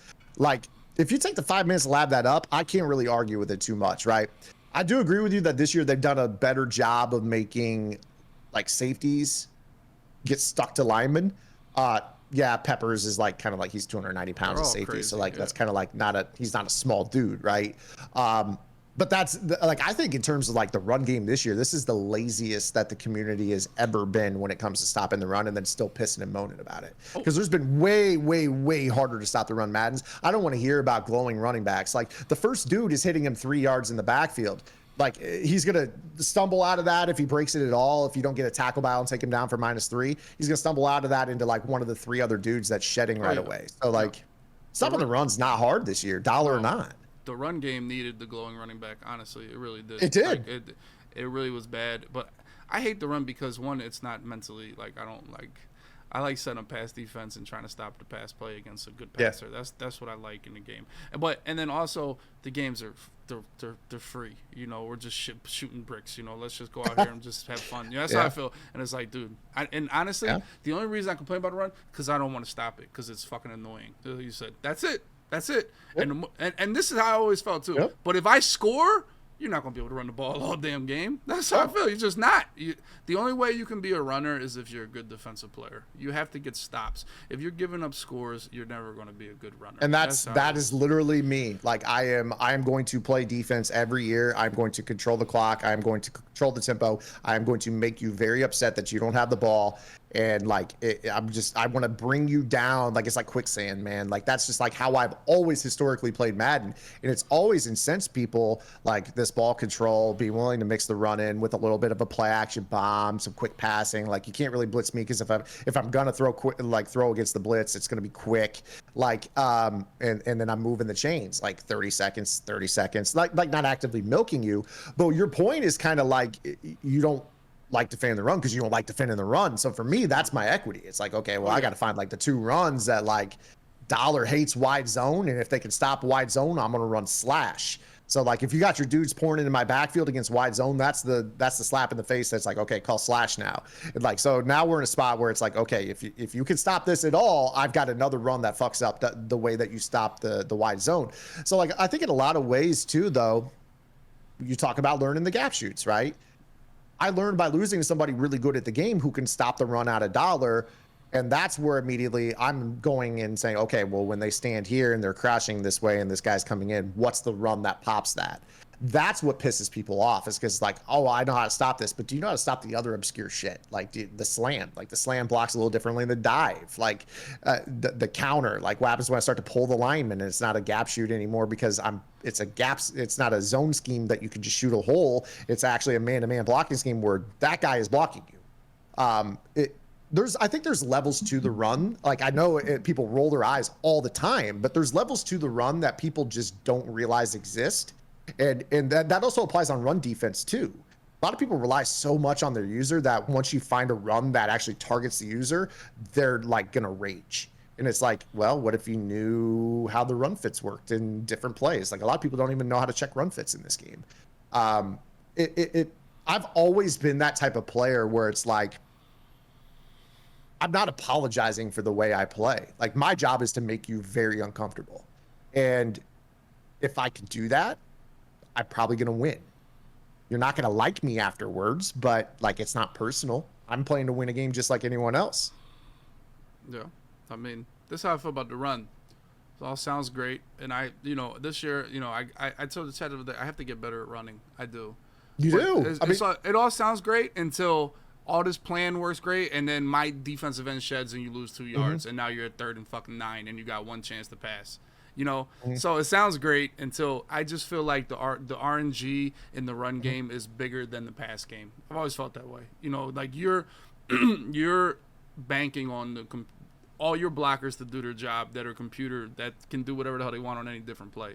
I just feel like it's a little more RNG involved. But at the end of the day, when you're in sweaty games, when I won about, I was playing Hollywood, and that dude was fucking high powered. And guess what? I gave the ball to Ricky Williams as many times as I could. Please. And every time I gave him the ball, I said, please, game, let me get 4 yards. Please. I swear, please, Madden, let me break a run. I swear, every single time. I remember playing True Boy. Rest in peace, man. He was the greatest. He blew out Jet was talking so much how great he was, dude. And Jet will sell you fucking water and, dude, ice in the winter. Jet will sell you that shit. And I'm the great. And I look up and True Boy's beating the shit out of him.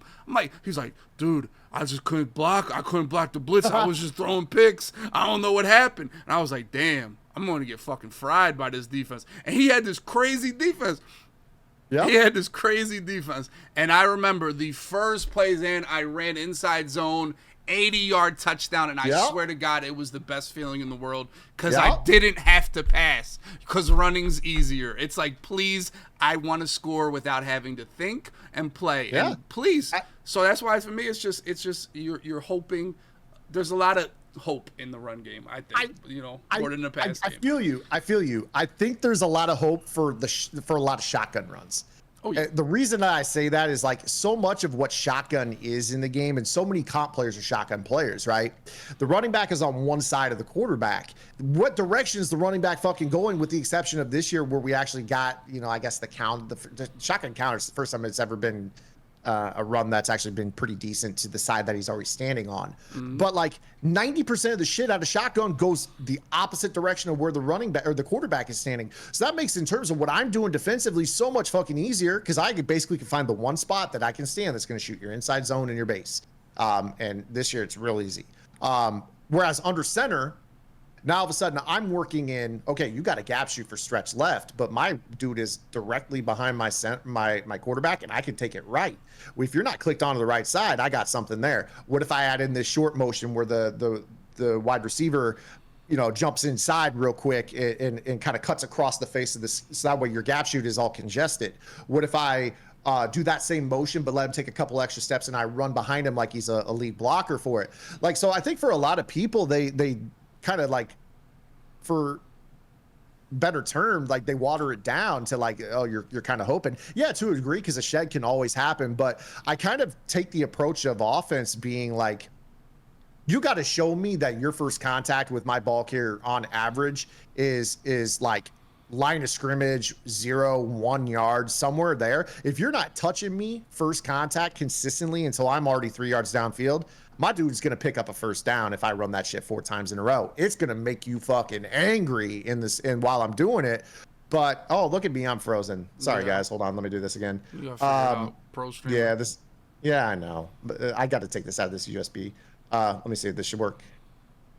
We back? Oh, I'm all purple now? I mean, that's a vibe. That's a good look. This is a good smoking vibe right here. This is a good drug vibe. Back on our theme of the channel here. I'll fix this here. So basically, I think it's still doing it. Hold on. At the end of the day, like it comes down to like, if I can stay on schedule against you, even if you got somewhat decent run defense, like if I can get it down to like 3rd down and 3, that's potentially a run down. It's potentially a pass down. And, if you stop it again, maybe 4th down is, going to be a run down or a pass down too. It's all about staying on schedule. I think if you run the ball on 1st down and you get stopped and that's like, all right, I'm going to throw 3 times now, I think running is a lot harder. But like, if you're like stubbornly committed to the shit, it gets, you get a lot more production out of it. Sorry about my camera here. I don't know what the hell's going on here. Yeah. Let me just unplug this and replug it in. I'll stay with you here. I'm still listening. You're good. Yeah. Well, Donnie Moore in the chat said Canes was the only person that beat me in Madden 17, and he's right because he's the only person that ran nickel blitz every single play. Thank God that Jet steal. I will tell you how stupid Jet, dog. I'm telling you, there has never been a bigger laydown in Madden than Jet steal when I lost to me, dude.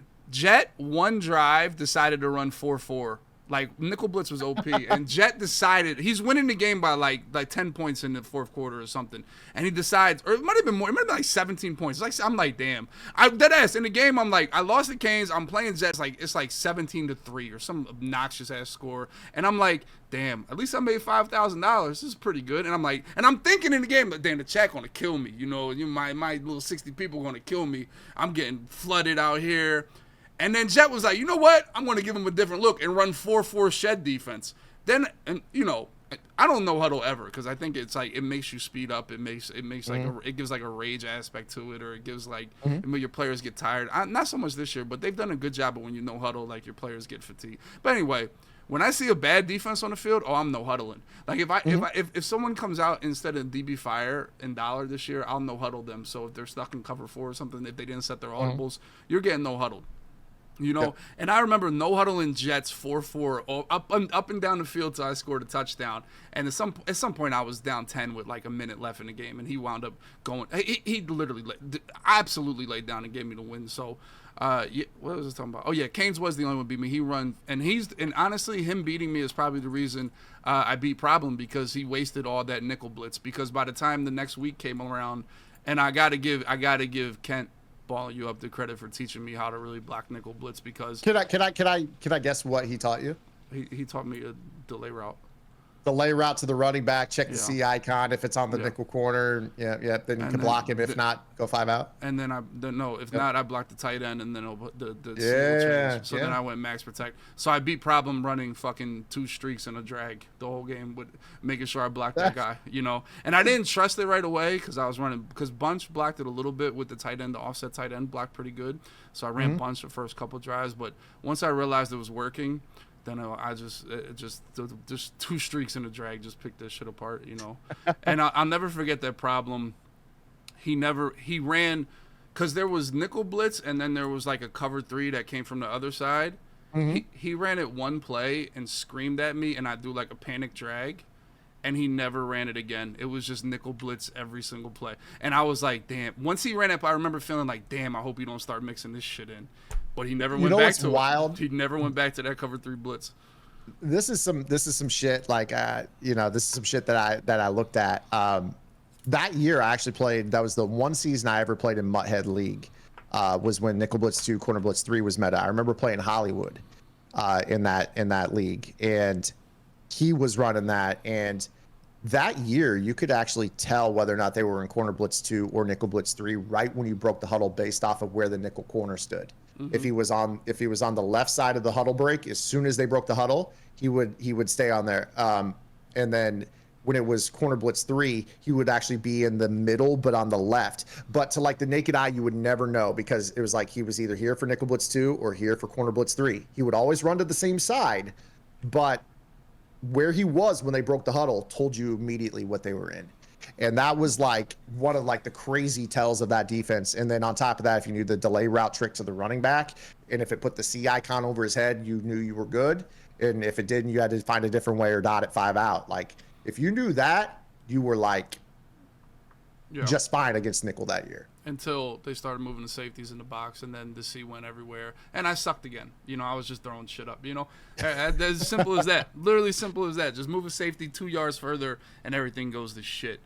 All right, now Madden, the EA comes to you, Clint comes to you, Zan. How do we make this game more attractive? Make this game better, more. You know, I think like friendly for people to play is like anti-comp almost, you know, or like it's almost like, you know, how do we make this? And to me, and my point of my life, and I assume you're the same, I just want more people playing the game and having fun, you know, really like we're kind of on the same page. Like I'm going to play it regardless and get good at it regardless, but I want more people playing it and having fun and not hating it, because I think when people hate it, you know, and people have this heel idea about Madden, that it's miserable. And we're going to be more successful the more people that like the game and play it. So Yeah. if they ask you, what would I do to, or what would you do to help this game going forward? What's some ideas that you have or some things you're passionate about in that aspect? Yeah, I think it's what would appease the general public will never appease the comp scene, unfortunately. I think like there's a reason that they are doing the things that they do to keep like kids engaged with like the superstar KO and things like that. Like, you know, to us, it's like a total, like you just roll your eyes like that's not Madden. Like despite what we say on Twitter, there's obviously something telling them that abilities are great. I mean, obviously being able to do the microtransactions and things like that off of it, you know, for us that are hardcore, they can make a ton of money off of that. But I think they've just got to do a better job of kind of making the game to a point where you actually understand like what's happening as you play it. Like I heard some things out of the beta. I actually didn't touch the beta. I've tried to like stay away from it as much as possible, just go into the game with a fresh mindset. But I've heard that like they're doing like better things in the practice mode, like and a lot of people don't touch practice, but trying to teach people like what plays match and like this is why your guy is running down the field with a guy, even though you think he's going to be playing this zone and like little things like that.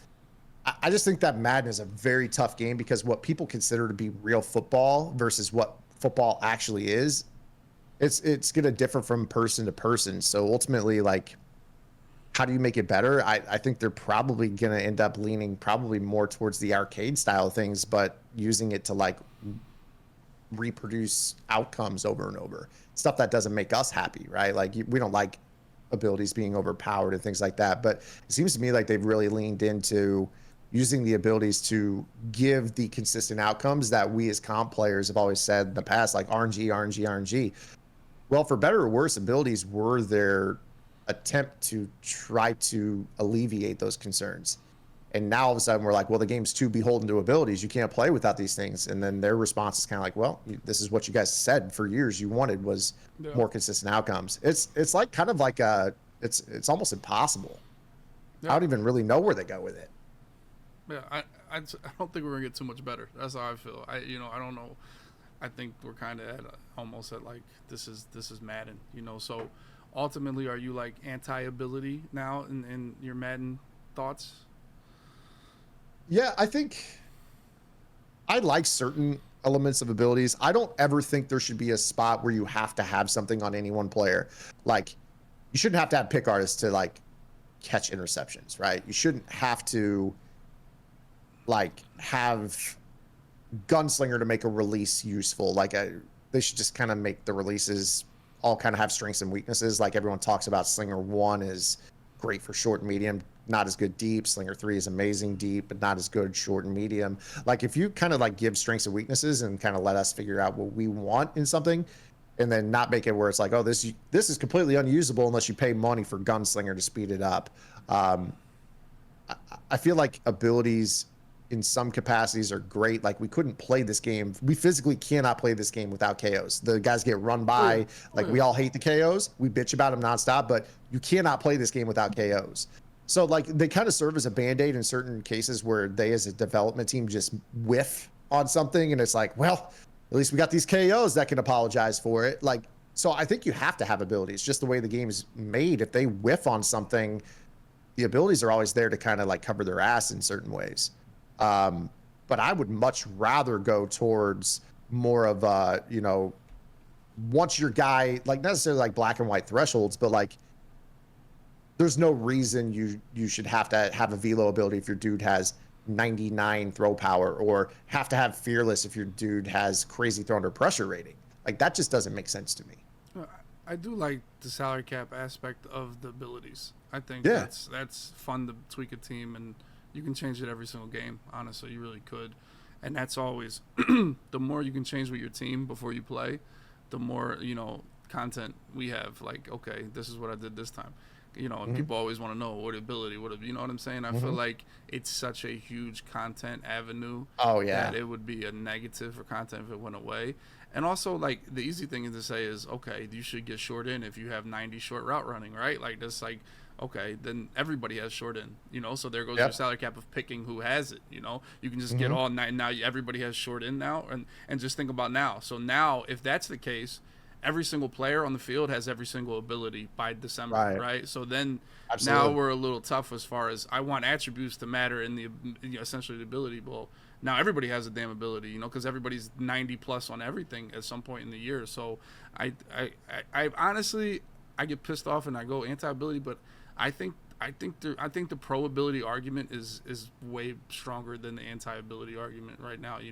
And even the discount argument, there's way too many this year. It's got Yeah. obnoxious, Oh, for but sure. it keeps the journey of Mutt, or the yellow brick road of having to play Mutt and pay for Mutt every single month. It keeps it more relevant, and it keeps Yeah. and they can make any card good. Like Cooper Cup is never good. He's not a Madden player. No. He's not. But he was amazing this year. He Hmm. really was, because he was free, or he was so cheap. Even Michael Crabtree was never a Madden card. A 6'1" receiver, not fast. He's never a Madden card. But Right. this year he was great. And they same things. I remember Eric Weddle, when he had 91 zone, that was a threshold thing. Yeah. But, they could do the same thing with an ability. No, you never would have Eric Weddle on the field ever.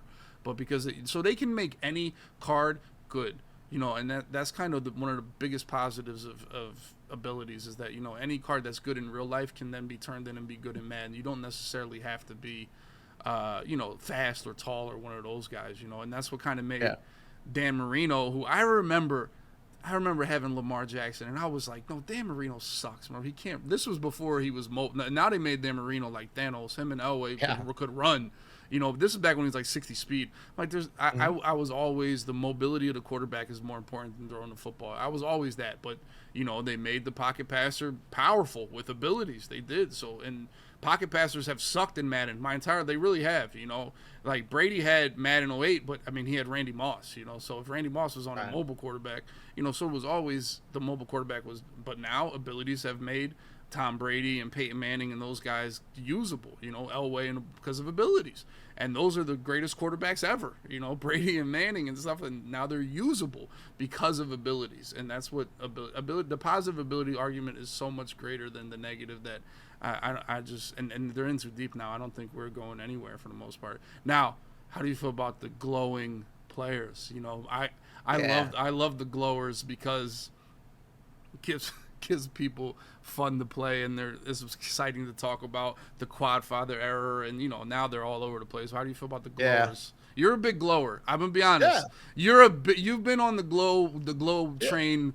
You were pro glow from the beginning. Yeah. When the AKAs dropped at first, when we talked about the first one was, I think, Quad Father. We talked about the state of the run game and the blocking, and how it was kind of necessitated that, right? Because you had two dudes in the backfield instantly every play, so might as well break the tackle on the first one, give yourself a chance.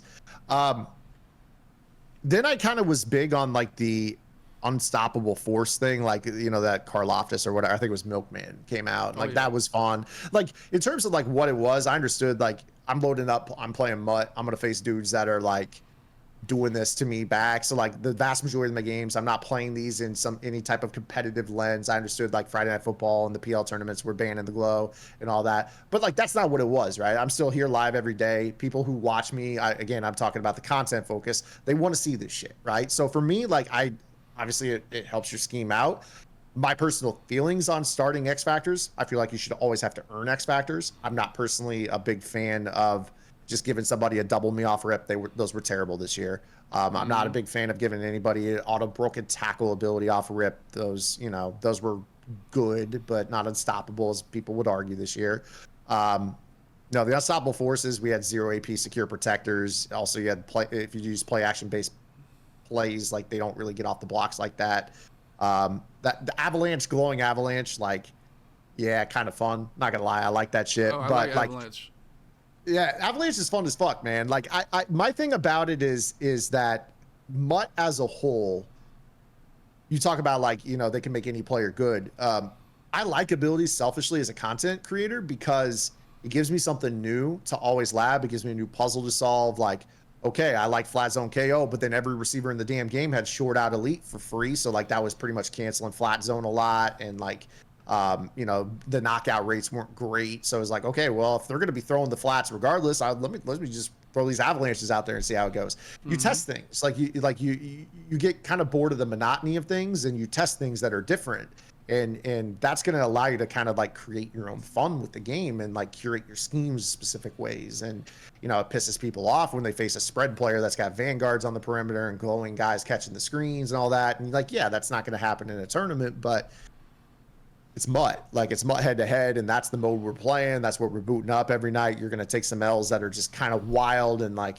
just load up another one. It happens. But like, in terms of like content creation, the number one question everyone asks is, what do you have on him?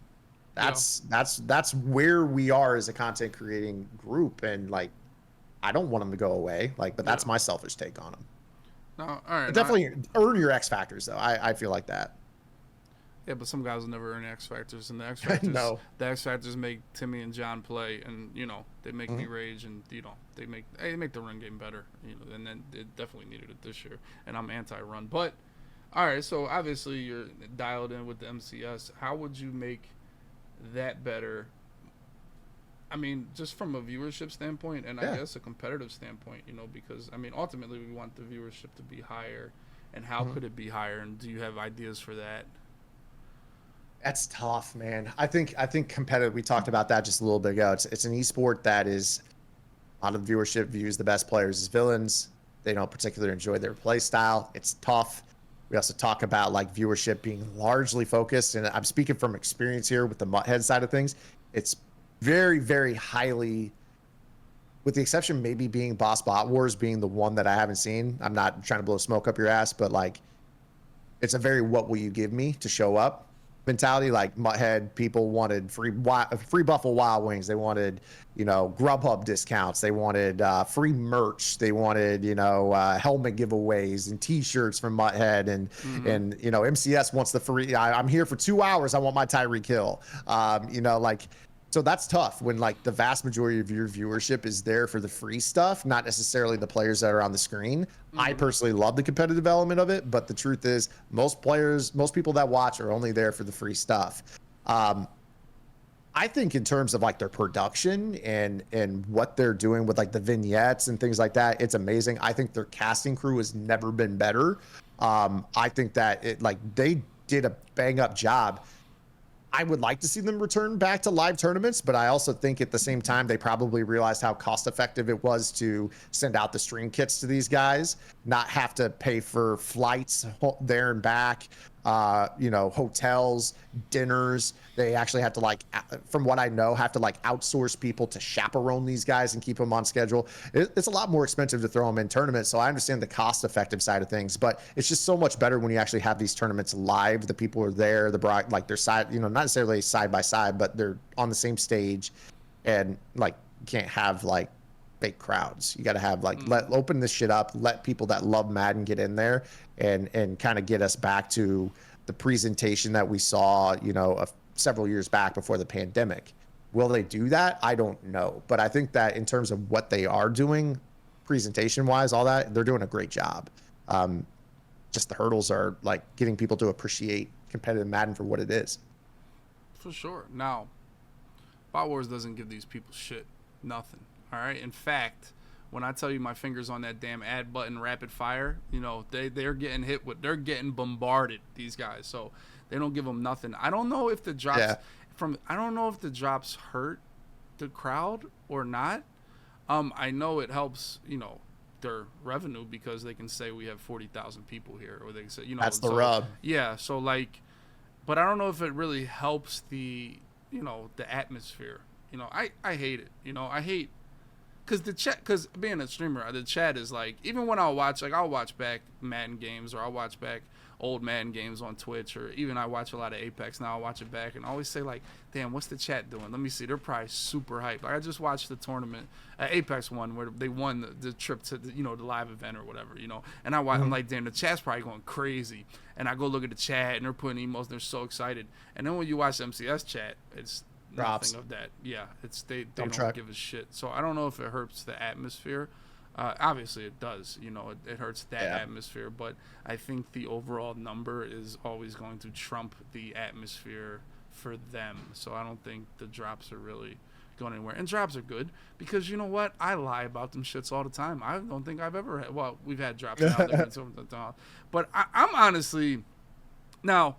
Drops do help because it helps our ad revenue when we have an extra 100 people or so. Every little bit of people, it helps your ad revenue. It does a lot, but it does help. But I don't care about drops. You know, I feel like if you want to come here and watch, you're going to watch me regardless. You know, I'm kind of like, I'm not anti-drops, but I don't care, you know, if they have drops or not. But there's no reason why they shouldn't do it every weekend or all the time on Twitch. You know, there really isn't. But so, I mean, obviously, at the end of the day, we got to be pro drops because it makes us more money, right? Oh, yeah, absolutely.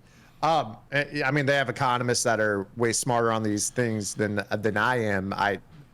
We always talk about is like how can it possibly cost them to like just give us these packs that are going to spit out a few golds for these people?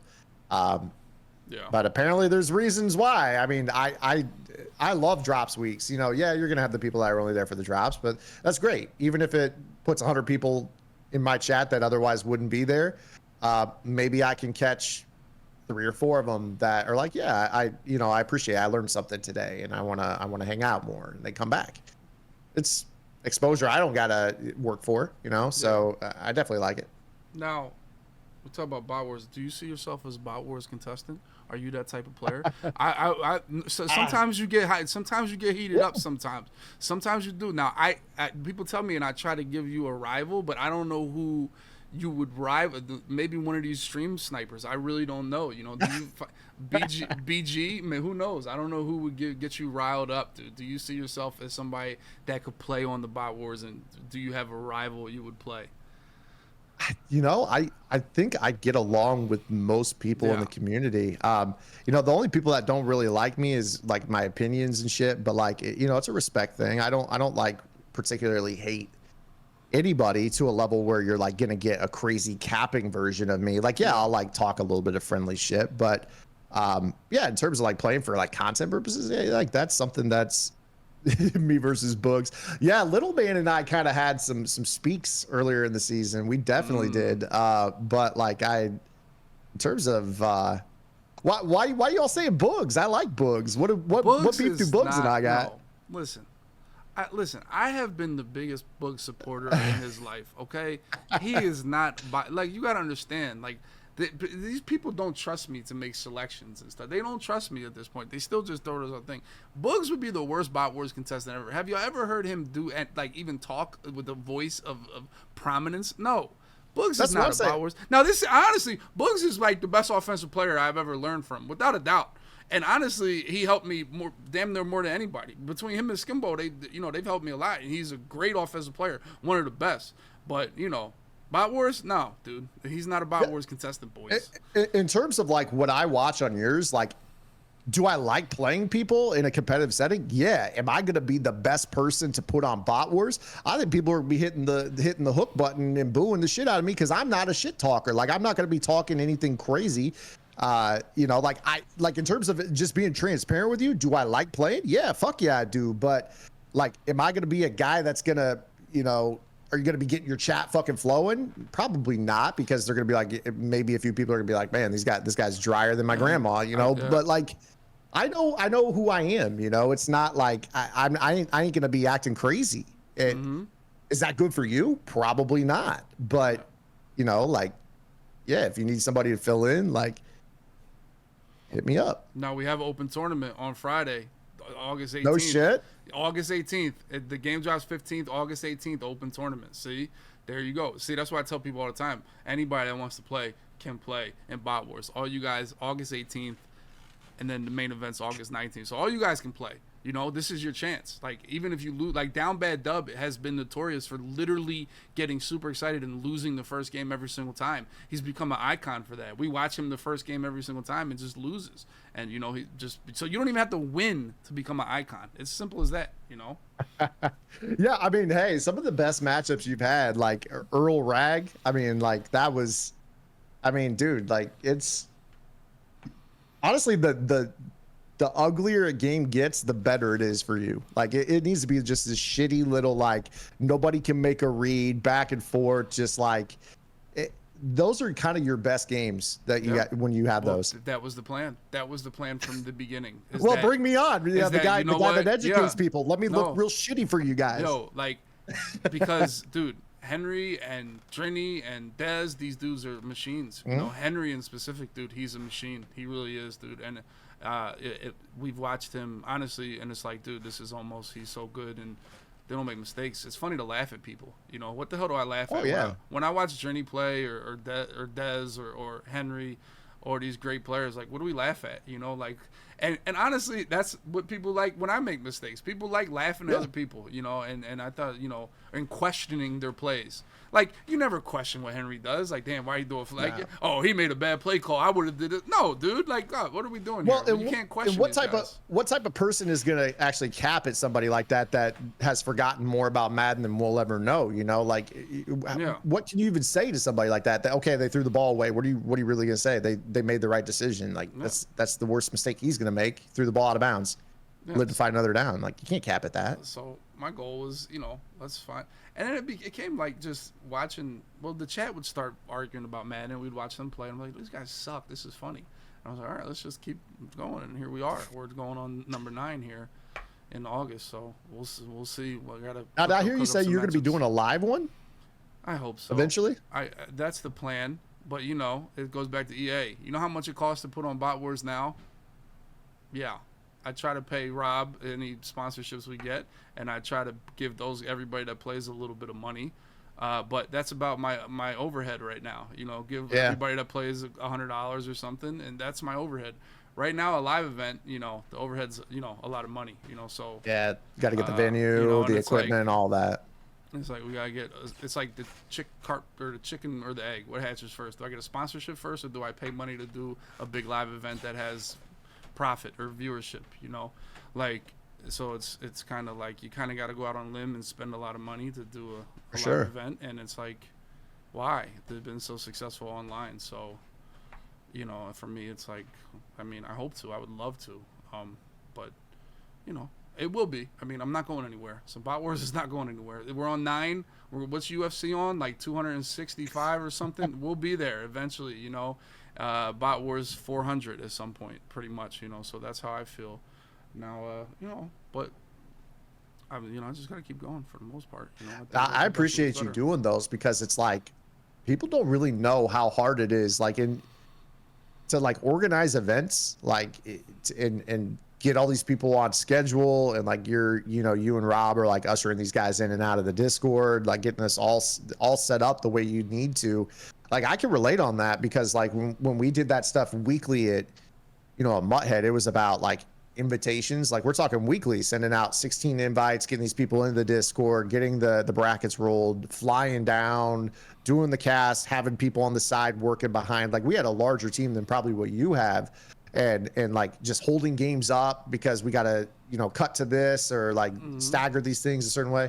Like, this shit's not easy, which is like, when the community takes shit like that for granted, it goes away, which is, like, but with you, like, it's actually a spectacle. It trends on Twitter. Like, there's actual social media presence around it. Like, you actually do a really damn good job with it.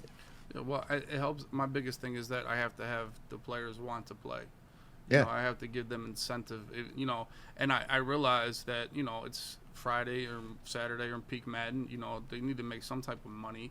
I mean, I make money off the subs for Bot Wars, how big a party it is. It's not like I have any sponsorship we've ever had. We had a big underdog one, and, I give Rob that because he does most of the work. I just pretty much talk shit and drink and tell jokes. That's pretty much my job, other than the organization. So my job is to make sure that all these guys want to play. Like, dude, yes, please. Like, and I can't do it without, Earl and Voles and Bobby at a time, even though he retired. But, we're in talks now, Yeah, Bobby's coming back. I don't know. I haven't reached out yet, because I was like, damn, you retired, but Voles, Bobby, Salty, I don't believe it. Ragusa, everybody, like, just being able to, and it's like a no doubter, like, they just like, yes, and I don't want them to. And if I take care of them, everybody else will want to play, and I've always had people drop out, but then it's always like, that's why Friday's been so good, because we can find talent, and if somebody doesn't want to play Saturday, we just pull somebody from Friday. Who do you want to play? And they're always ready to go. Well, it's like, part of it is like you get these like little like storylines within the storylines. Like, is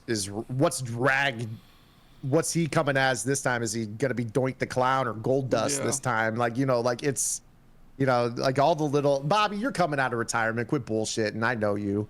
Like, there's 100% chance Bobby is coming back. He's gonna act like it's a comeback when there wasn't a single one that he missed. Well, we know that to be true. I wanted him to play Vose for a retirement match, and whoever loses can never play on Bot Wars again. Loser leaves town. Yes, loser's out. Because Vose has done a great job of being the heel. Like, he's like literally just gets. I don't think there's a Vose fan during Bot Wars. There's not. He's literally the heel, and they just rail him with jokes. And honestly, since this, since he's revealed that he beat up the handicap kids, it could get worse. I don't know what the reaction is going to be.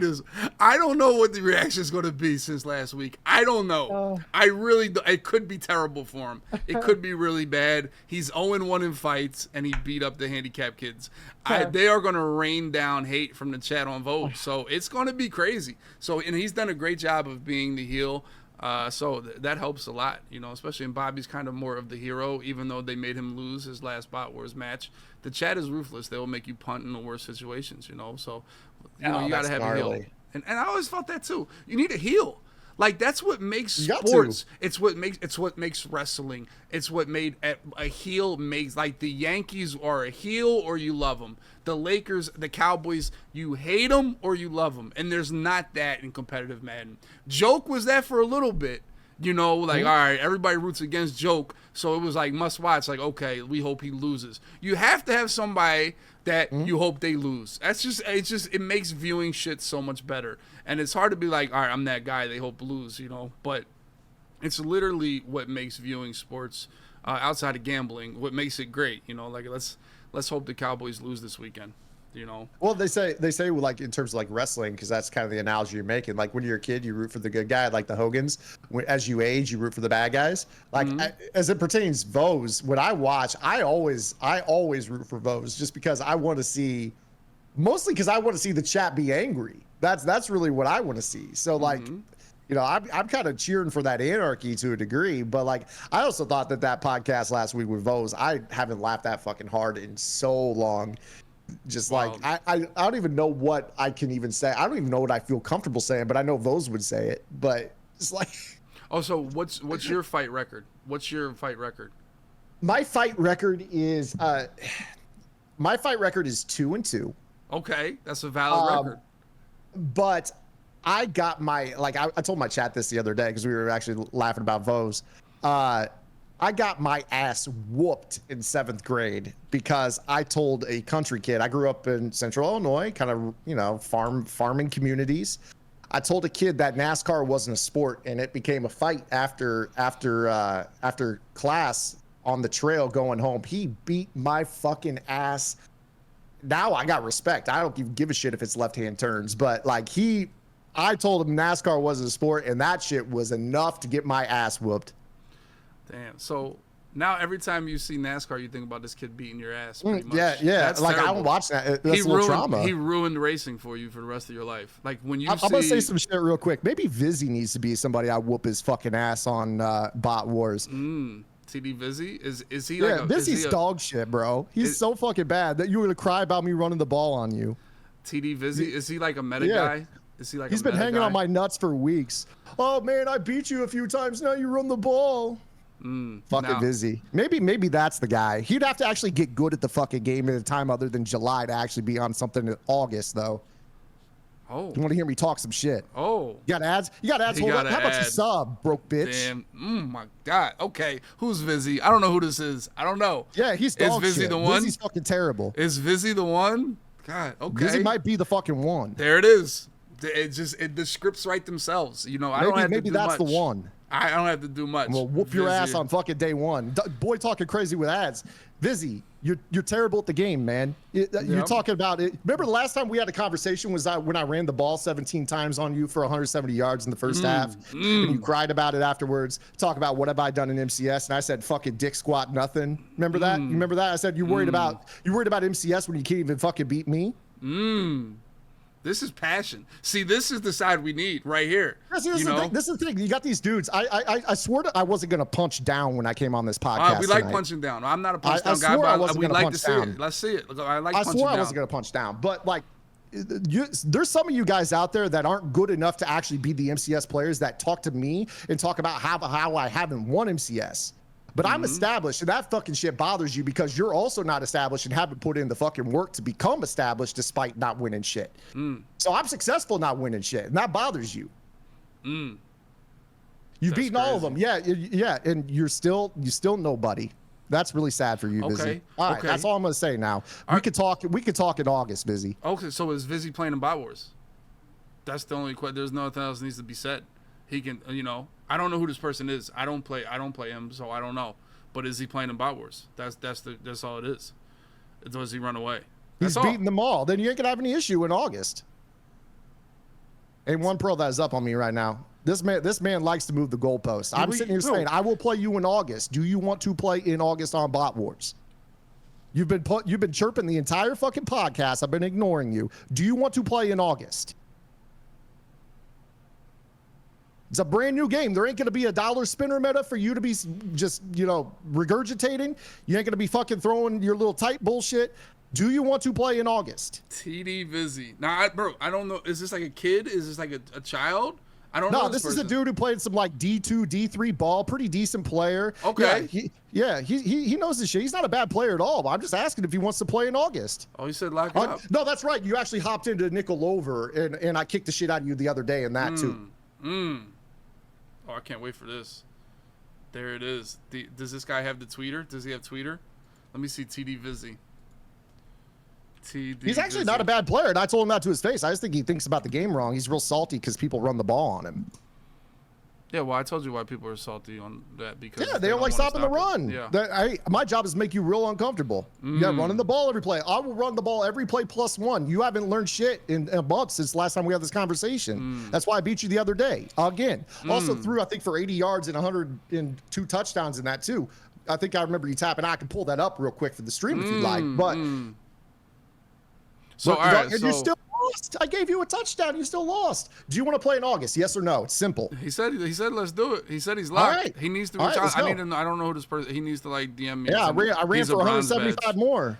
This is how I feel about people too, Zan. Like, there's no way a bronze badge in my channel is like really that fucking good. Like, I swore I wasn't gonna punch down. I had to though. But you haven't been like he's only been following me since March. Like, are you really that dialed in the Madden community? Like, you know what I'm saying? That's how I kind of feel.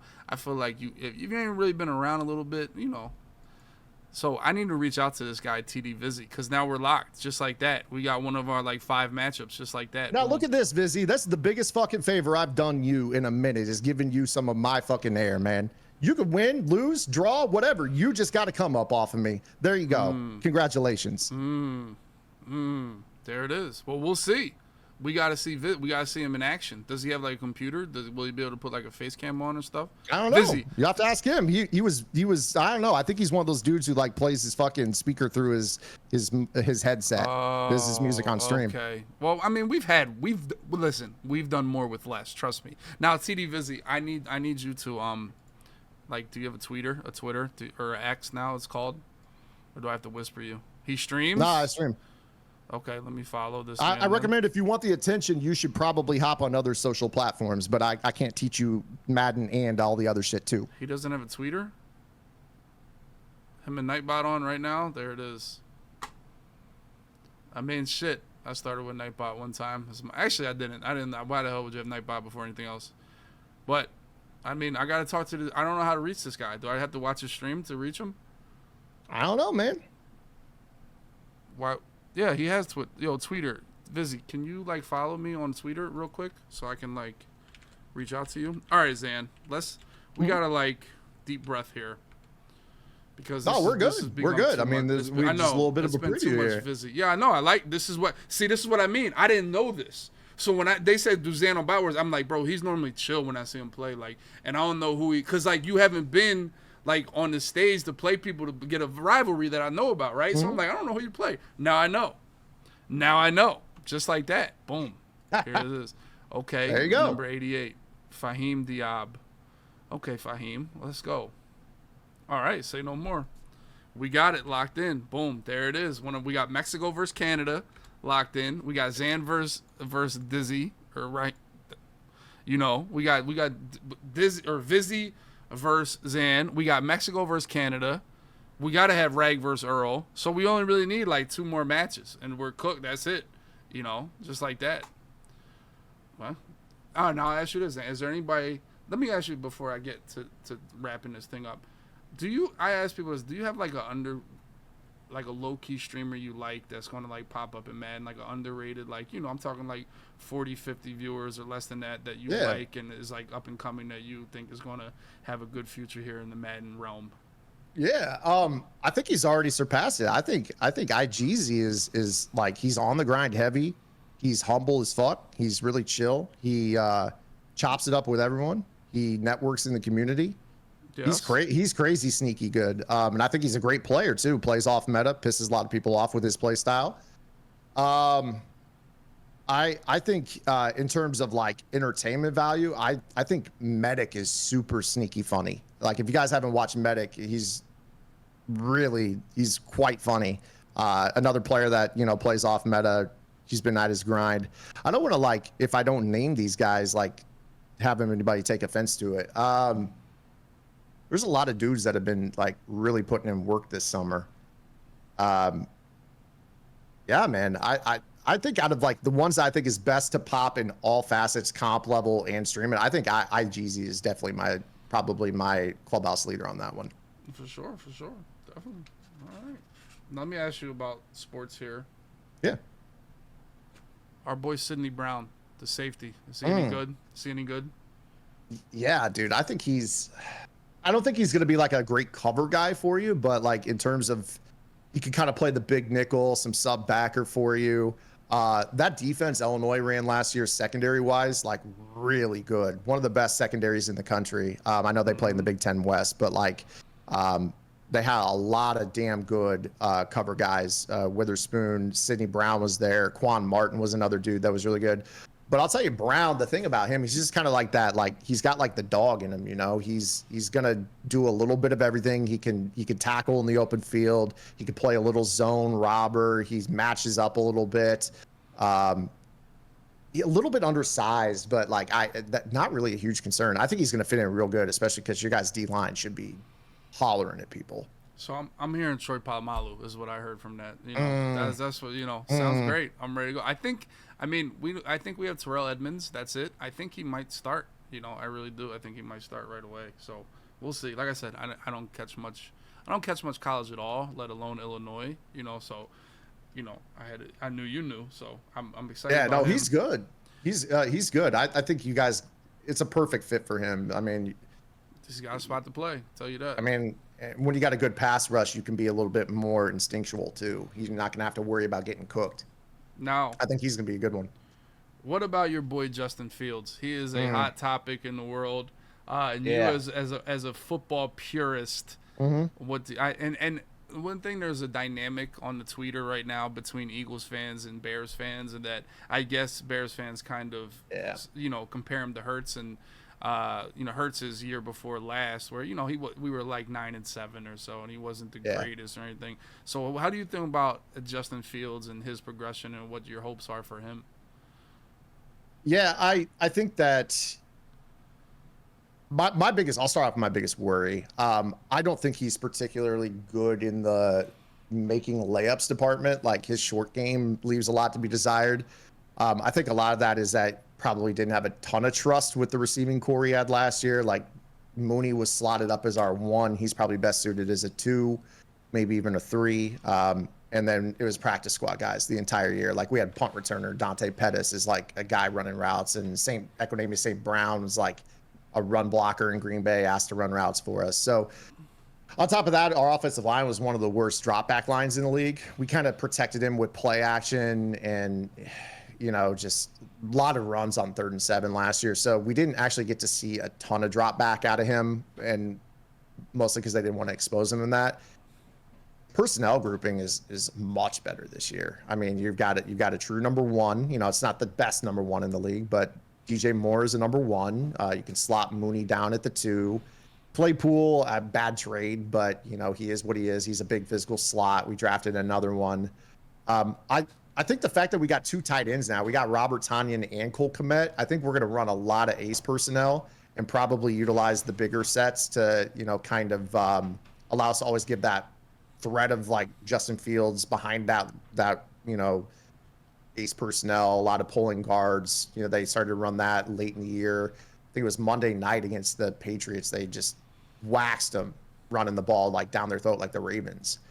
But the problem is with that scheme is like you've got to be able to hit the throws on the perimeter, and that's my biggest worry with him is like, is he going to hit the easy ones? Because his deep ball's good. I mean, he throws a really good deep ball, and we just didn't really have anybody that got open deep last year. I'm a little bit worried about him, but I think like I'm not doubting his work ethic or like anything like that. It's like he's very competitive. Like he's just one of those guys who's always driven to like carry his roster, even if he's not going to hit the layups, we're still going to be in those games.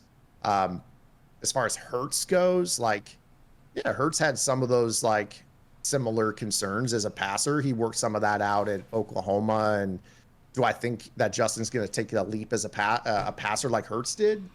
Probably not. I still have my concerns, but yeah, I'm not one of those weird fans that's like, oh yeah, like he's gonna throw for 4,000 yards, and you know, I'm cautiously optimistic. I think we got a lot of picks too coming up. So if he doesn't show it this year, like he will be the limiting factor in the offense if the offense doesn't move. That's what I'm most excited about. It's like we're really gonna find out. No excuses. Gloves are off, and I hope it's great. I really do. That's how Hurts was. We got everything and said, well, I mean, we had everything. It was like, go ahead. So what do you got? And it turned out, you know, Super Bowl. So it's been great. Now, would you? I get this question all the time. Would you sacrifice 10 years of the Bears for one Super Bowl? Like, you know, you're literally not going to. Yeah, I'm in the middle of doing that shit with the. I'm in the middle of that shit with the Cubs. Sure, why not? Yeah. So yeah. So the Cubs have been just bad since the World Series. It's been pretty underwhelming. We've kind of fallen apart, traded away the pieces, didn't keep any of them. They underperformed, and we've been just terrible for a while. I mean, we're kind of like supposed to be kind of better this year, but not really. It's just, but yeah, give me a Super Bowl. I haven't seen one. The one I saw, they lost. Yeah, tough. But I'll tell you, when you see one, it's like, damn, okay, next year. That's how I feel. It was like, dude, we can't wait. We never got one. Let's see, you know. And then once it happens, it's like, all right, we got to worry about next year. But you always have it in the back of your memory and pocket and lasts forever. So now, I don't know how your chat is. They're very newbie, right? Not you. Not they're all newbie. We're chat of learned doctors. I don't know what you're talking about. See, where you said you answer I often berate the fucking dumb questions, especially mid game, and especially you know, the other night I was just getting like. Because this is how it feels. Like, when the chat sees one person ask a question and then you answer it, they think it's time to just unwind the questions. And they kind of they kind of come out of left field sometimes. And, you know, and eventually, you know, things aren't always going to go good in the game. And, you know, you only have one person to blame, and that's the chat.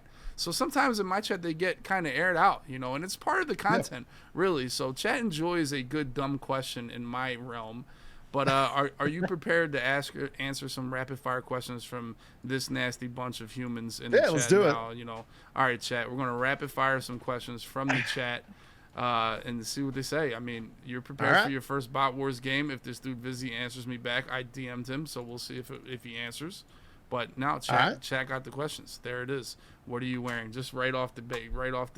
There it goes. Nike basketball shorts and Adidas t-shirt and Nike slides. Yeah, I'm all over the board. So you're not a thong flip flop guy? Nah, regular ass slides. Tough scene.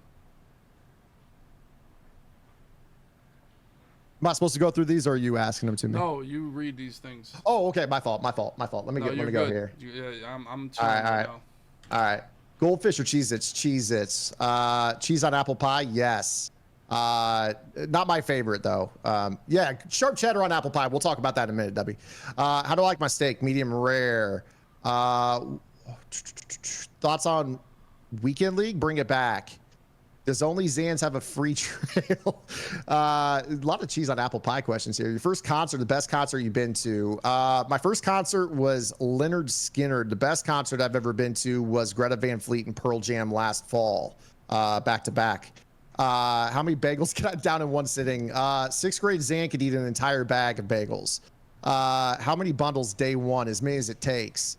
X Nasty Takeover Madden 24. There's going to be a lot of books with it. I think a lot of people are going to dabble in it. What will be the best offensive playbook in Madden 24? Probably something with trips tight end. I'm hearing a lot of rumors about trips tight end being tough.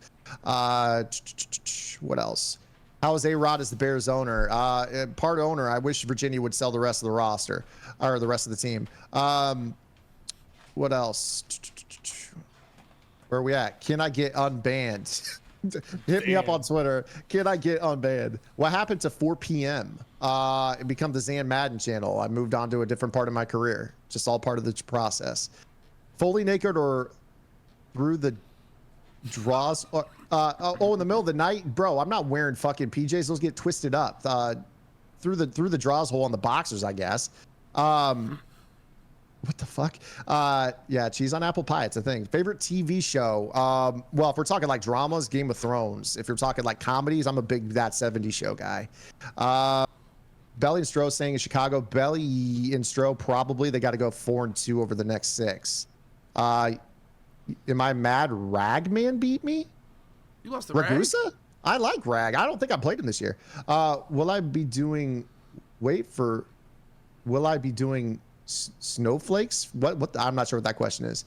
Bunch X Nasty next year, most playbooks. How you feel? Pretty happy about it. Never seen my offense added to playbooks, only removed. Hot or cold waffles? God, inside joke. Entire bag, definitely. If she invites you to a family funeral 4 dates in, do you run away? I'm probably telling her respectfully I'm not going to that unless I met that person already. Favorite rapper ever? Oh man, that's tough for me. I'm probably not a person to listen to on rap. I was telling the chat the other day, one of my favorites like years ago was Lupe. I don't know if he's tough anymore. Top or bottom? A little bit of both. Probably bottom. I don't want to have to do that much work. Let's see. Do I have hair? Yes, I got a full head of hair. Believe it or not, I am not bald. I actually do have hair. Just hat hair right now. Button the top button. No, top button's open. Grossman or Cutler? Cutler. Stone Cold The Rock or Hulk Hogan? Triple H. Favorite condiment? Honey mustard. Lotion or dry hand? Dry hand. Fuck. Is lasagna guy? No, I don't like ricotta cheese. 6 hours away. I'm 3.5 from Chicago. Thoughts on eating cheeks? No, thank you. When I dig in my girl's pants, it's like, that's not a question. Are you better than W in Madden? Right now, I don't. W, do you want to play? I'll run the ball on you 20 times. Do we want NCAA football? Yes. This chat is so, yes, it is. Journey or Chicago? Neither, please. Get rid of them both. Journey? We're done with Journey? What are we doing? Wait, say what? We're getting rid of Journey? They have classic songs. What are we doing? Oh, yeah. Oh, if I have to choose one or the other, Journey, for sure. Way better than Chicago. Who else? Can we see it? No. Unless you want Boss Bob Wars this year. No. My girl's a sweet sleepwalker and wants to go on a cruise. I'm kind of scared. First time caller. It's not a question. Yeah. Triple H is definitely my favorite wrestler of all time. I'm sorry. DX was legendary. He's just one of the best on the mic all times. Just great. Yep, Triple H. If I had to choose Rock or Stone Cold, probably I was an Austin guy over The Rock. I don't know how you can like Triple H over Stone Cold. That's wild. That's worse. I really like DX, man. DX was awesome. Favorite run play of all time? Give me Wide Zone Week out of X Nasty. It's done a lot for me in my career over the last 2 years. Justin Fields or Jay Cutler? I'll take Fields upside over what Cutler ended up being. Deep dish pizza overrated? Yes. Tavern style is the true Chicago pizza. We don't like. It's a tour. Deep dish is great. It's a tourist pizza though. It is. It's a tourist pizza. In the pod now. End it. Do you listen to Fleetwood Mac and smoke cigars? I listen to mostly Zeppelin, Pink Floyd, The Doors, The Who, Grateful Dead, Pearl Jam. Uh, foreskin or what the fuck, Scoob? W top 20 all time? Yes. Have I ever beaten W? No, I don't think so. How many special needs kids can you beat up at once? I mean, I'm not answering that question. Good God. Stephanie McMahon or Trish? Oh man. I mean, everyone had the Trish poster. Stephanie's super underrated though. John Jones or Khabib? John Jones. Scooby or Brian? I can't answer that. I love you both. Favorite non-bear of all time? Peyton Manning. Bose or Zan in a death match with the special needs. Jeez, Bose. Bose is the only one that's actually going to throw. He's got experience, dude. Yes. How bad am I going to beat Vizzy? I don't know. We'll see when the game comes out. It should be a good one. How many Linky? I don't even know what that question means. Dots. What else do we got here? My homie bought a huge ass ring for a girl, but only because his brother bought a huge ring for his girl. Now my homie's girl's pissed and wants to call it off. What should my homie do? I mean, Stephanie's super underrated, chat. Frank Stallone or Sly? American Badass Taker or Trenchcoat Taker? I am one of the weirdos that thought Motorcycle Taker was really underrated. I'm not a big Ministry of Darkness Taker guy. I don't know. I never was. Hellman's or Miracle Whip? Hellman's. Favorite game outside of Madden? Probably MLB The Show. Favorite run play? Wide Zone Week. Did I experiment in college? No. Alien or Aliens? What? What's the sub goal to drop the feet pics? Only Zan's content. Ragusa or Earl in a fight? Oh, that's tough. That's dude. I never had that question. That's tough. It could go either way. Ragusa's probably going to have the cardio, the speed. Earl's got the girth. He's probably going to be able to lay on you a little bit more. I don't know. That's a tough pick. Tough pick. Oh, he can't be in the prime. No, in the prime, Earl was like a machine. Earl was a Marine though, right? And Ragusa, I can't lie, he's like 5'4". He's a little small. Yeah, Ragusa's a little smaller. He's a small fella. Sorry, Rag. I might go Earl on that one. But Rag is kind of yoked a little bit. Like he's not a frail little guy. Like he's like so he got a lot of that's a battle in the fighting world. I don't know where it would go right now. I honestly don't know.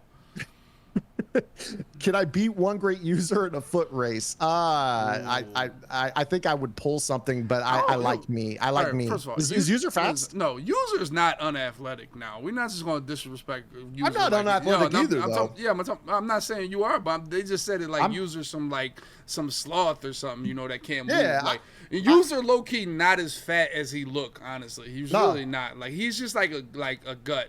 Like like a beer belly gut, like not like a crazy gut, but that's all. He's really not that big, and who knows? You don't like to fire shots at people that aren't even in the chat, man. Oh, the chat goes crazy firing shots. Would I kiss you? Sorry, I'm spoken for, Mac. Justin Fields or Trevor Lawrence? That's a tough one. I'm taking Trevor Lawrence. I'm sorry, I'm not an unbiased Bears fan. I think it's crazy that Trevor Lawrence was ranked lower than Justin Fields in the top 100 list. They like that. I'll be totally honest. Justin Fields is like Ja Morant. I know you're not a basketball guy, but I think Ja Morant is just a guy that dunks crazy, so everybody thinks he's like really good. I feel like Justin Fields is overrated for his like 4 highlight plays that he's made. There's like, oh my God, he's an amazing. You know what I'm saying? Like those plays kind of resonate with everybody more than like just quarterback play. Those, even the one against the Eagles where he like ran one way, ran back the other way. It's kind of like, oh shit, he's a great player. And people kind of get enamored with the highlights. Amaranth or Dan Dangler? I'm gonna go Dan Dangler, but like I mean, Twitch. Okay, Twitch. I do know Dan Dangler. You've been browsing. Yes. Okay, you're a browser. Okay. I know that the last Bot Wars you had an Amaranth cam. I remember that. Listen, but she was live. If the Dangler's live, listen, we're dangling. We're dangling. Didn't she just like have a surgery or some shit? I mean, you're way up on the Dangler knowledge right now. I can't lie. I think she did. I think she did. Well, no, honestly, Twitch Can't Stop Scoob gives a play-by-play on Dan Dangler damn near every day in my chat. So she goes crazy on TikTok. Sub-Zero Scorpion. This is Scorpion. Easy. Okay. Scorpion. All right. You already had a million bad takes, but if that one was wrong, whew, boy. Scoob does give a play-by-play. Tits or ass? Ass. Um, paid $20K for ass implants. Cheese on the apple pie. We could talk about that. Yeah, yeah. What's the cheese? What's the cheese? All right. So all right. All I'm saying here is that a slice of sharp cheddar cheese on apple pie is a thing. Not that it's the thing. It's just that people do it. Have you heard of it before? No. You've never heard of it. I'm a big sweet and savory guy, so it could go. But It, apple pie, I'm an apple pie ice cream guy. I think that's the standard combo, right? Yeah, I'm vanilla ice cream, apple pie. That's my go-to for sure. So it was weird. Like when my wife and I first started dating, remember we went out to, or no, it was at my in-laws' house, and they had apple pie, and I got mine with ice cream, whatever. And my mother-in-law, brought hers to the table in Katie's, and it had a slice of cheese on it. And like we've been dating for like half a year, so it was like the first time we'd had apple pie. And I was just like, "What the fuck are you doing?" And my mother-in-law's like, "You've never heard of this?" And I was like, "No, that's fucking weird." And so they're like, "Yeah, it's a thing. Like, I guess some people do it." And anybody in the chat, come to my defense, please, if you guys have heard of it.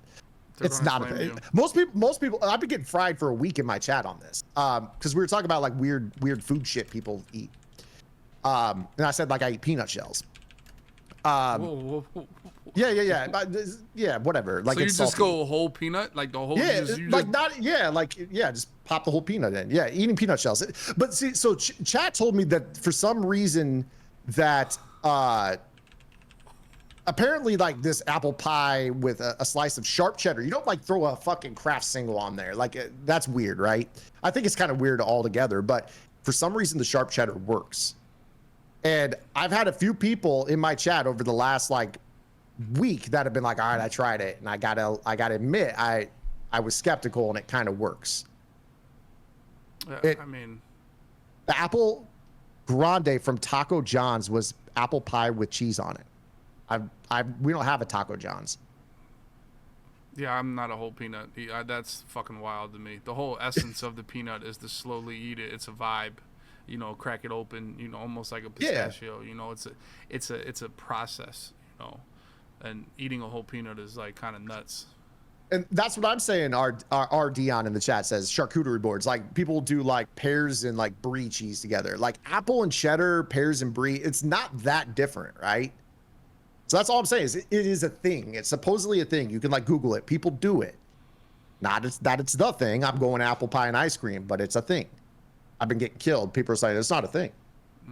It's like the more people I talk to, maybe it's not a thing. I don't know. All right, chatters. We got our bets live. Obviously, you're a boomer, so you know Who Wants to Be a Millionaire works. The young kids sometimes don't. I had to teach Maxie Brown how to do it, and then, all these other guys had to cheat them, but I'm sure you know how this works here. Yep. We have a bet. Are you a Millionaire fan? Are you a good trivia guy? Oh, yeah. I watched it all the time when Regis Philbin was the host. As far as like random trivia, depends on how lucky I get, I guess. Okay. All right. Now the chat has a bet right now. Do you reach the 32? That was just 10 questions. Now you can use the chat for help. Although, they're kind of shit too. They're not that smart, and they will spam some bad answers, just like they're going to try to screw you in Bot Wars with TD Vizzy. Although you may be a fan favorite. Listen, but you might be on the Bobbies where you're a fan favorite, where they will screw TD Vizzy. That's a good thing. Like, I take you for a Gladiator fan, right? Like, you're a Gladiator Russell Crowe fan. Like, yeah, you're not? Are you not entertained? Yeah. Yes. Is that not like a great movie for you? Do you not enjoy that? Okay. Oh, it's top 10 for sure. And do you know how he had to win over the crowd and it helped him? Yeah, that's kind of how Bot Wars is. And I feel like you could straddle the line of a fan favorite, or you could be a fan favorite to the point where you're going to just dominate the game because you have the crowd. The crowd is more important almost than the gameplay, because at any moment you can get a punt or you can get a restart or something like that at any moment. So, I feel like you already have an advantage over this random Vizzy guy on that note. So no, I'm not blowing smoke up your ass. Vizzy's a good player. He just bitches about the run. That's all I'm saying. I ain't apologizing for how I play. He's a good player, though. No, I think it bothers him that I compliment him and tell him he needs to just suck it up and get better. Yeah. All right, I'm ready for Millionaire. All right, let's go. Here we go. We are dialed here. Now, are you looking to stream? It's not that much of a delay. Look at your stream. Yeah, that's fine. I could put it on Discord if you need, if that's easier. It's not that hard. All right. All right. Are you ready? Okay, I see now. Yep, now, I'm ready. After we answer this question, it's going to go 60 seconds between the ones here. All right. So, are you dialed? Are you locked in? I'm ready. All right. According to a well-known proverb, an ounce of prevention is worth what? A ton of insurance, a pound of cure, 10 pounds of Tylenol, 2 pounds of cough drops. I've never heard this quote, but Never. B is most likely. Lock it in, sure. An ounce of prevention is worth what? A pound of cure.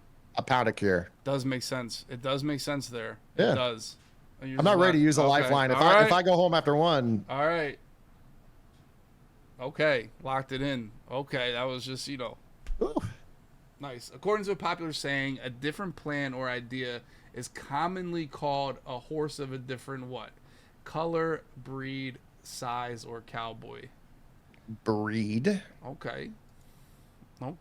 That's a real boomer saying right there. What?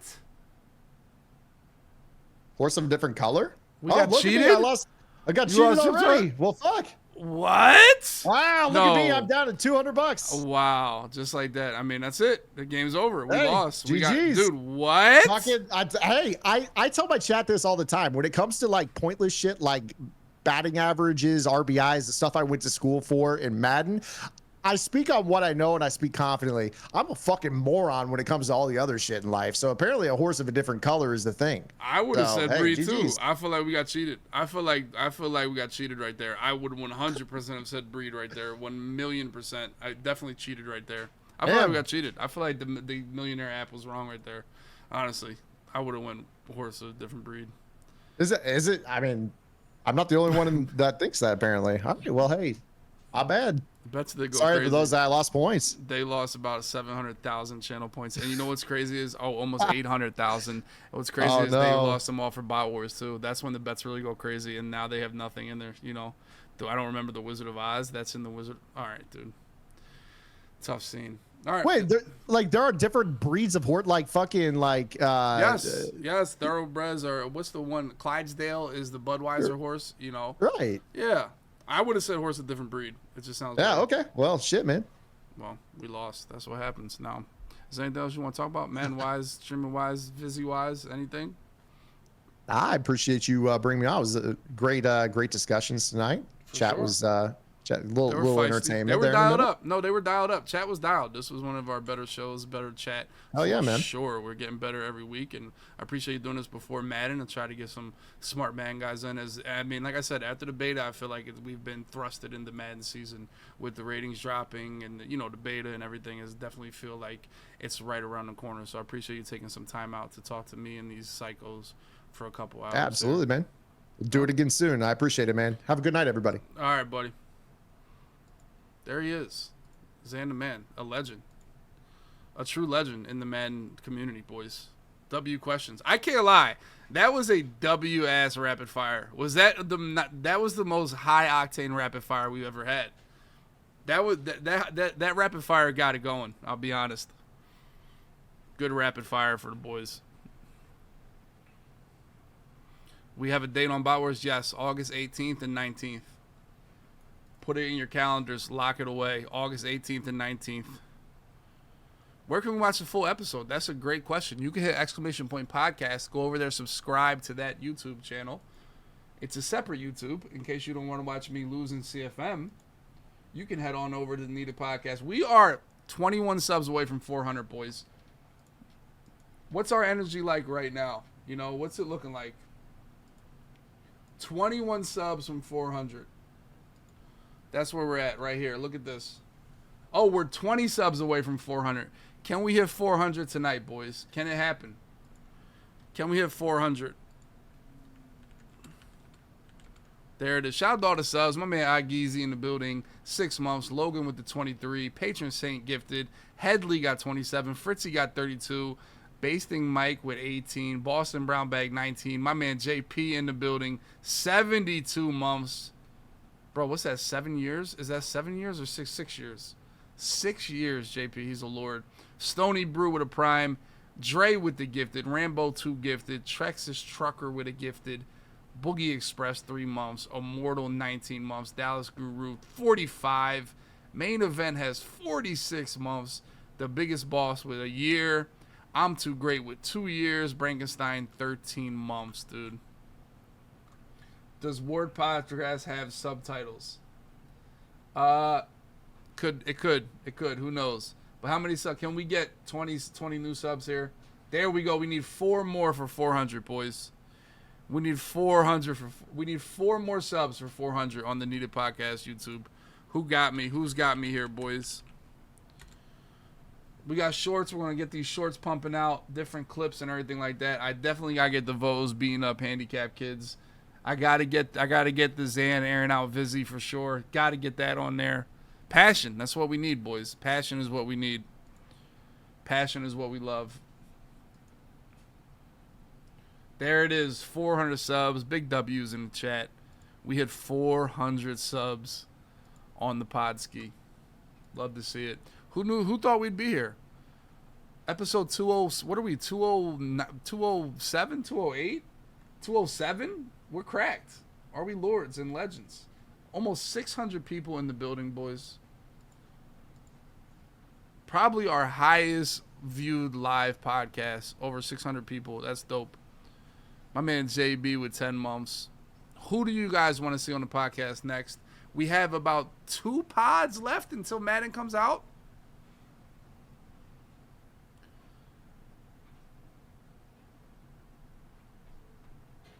Here we go. I gotta hit up Thuni. I did hit up Thuni. Thuni's a lord. We are doing unbans right now, boys. Unbans. AJ, Gut Fox, the Fox. The Fox was on a pod, I want to say 2 years ago, but I'll hit up the Fox and see if he can get on for before Madden drops. That'd be dope. I feel like me and Gut Fox gotta do a yearly thing here. Orioles. Form is a lord. I want Form to be part of the Needed Stream team. I have to hit him up. I think we got to get iGeezy too. You guys told iGeezy is a crazy good supporter. You know, Juicy Sloan on the podcast. Skimbo, what do you think about Form and iGeezy on our team? What do you think, bro? I feel like they're kind of cracked. They're grinders. Ryan Moody. That'd be a great one. True Flocka, that's a good one too. Alright, let's talk about some unbanned requests, as our pod was long today, but we were engaged, we were rocking. Yeah, Geezy's a lord, dude. I feel like they're W's. Yeah, I want to get an Apex team. Carl is our Apex team. He's grinding.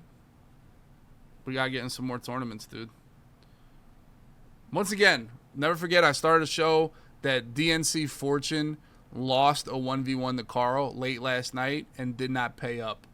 Huge violation from the Fortune man. One thing we can do here is bully each other. Bullying is good, okay? We're going to bully Carl. We're going to bully Maddie. I get bullied. Everybody gets bullied. It's part of the life, right, boys? As men, you get bullied. One thing we don't do, though, is we don't burn. That's lame. We can't have that going amongst the boys. Right, boys? Right? Do we just agree? Nah. I don't care who it is. If you take the time to gamble a man, you got to take the time to pay the man. That's how it is. That's how I feel. If you ain't want to play, you ain't have to play. Everybody knew fucking Fortune wasn't going to beat Carl. What are we doing here? What are we doing? Bring back bullying. When is Apex Customs? Oh, my God. Dude, tonight we'll play some Apex Customs just for you. All right, but let's do unbanned request. We will play some whatchamacalls today. What do we got? Glizzy Gobblers first up. Oh my God, I'd love to see it.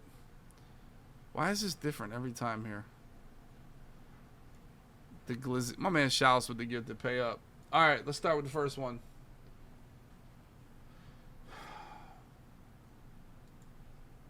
You getting smoked. It's the Knicks game. That's in May. GTA, COD, Fortnite. Oh, this is when I told people. I'm pretty sure I told him stop asking me a game. I hate that shit. But we'll unban him. Bullseye is absolutely crab. Dude, absolute crab right here. I can't lie. Low key KB.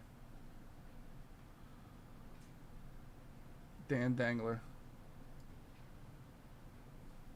KB did ask a dumbass question, and he's back now. He paid his due. Paid his due. Dark One Flash Pro.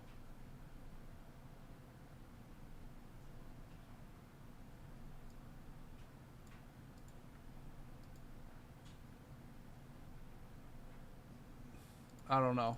I'll bring him back. Glizzy Gobbler. Please unban me and Maddie. Can I gift it a sub? I would deeply appreciate it.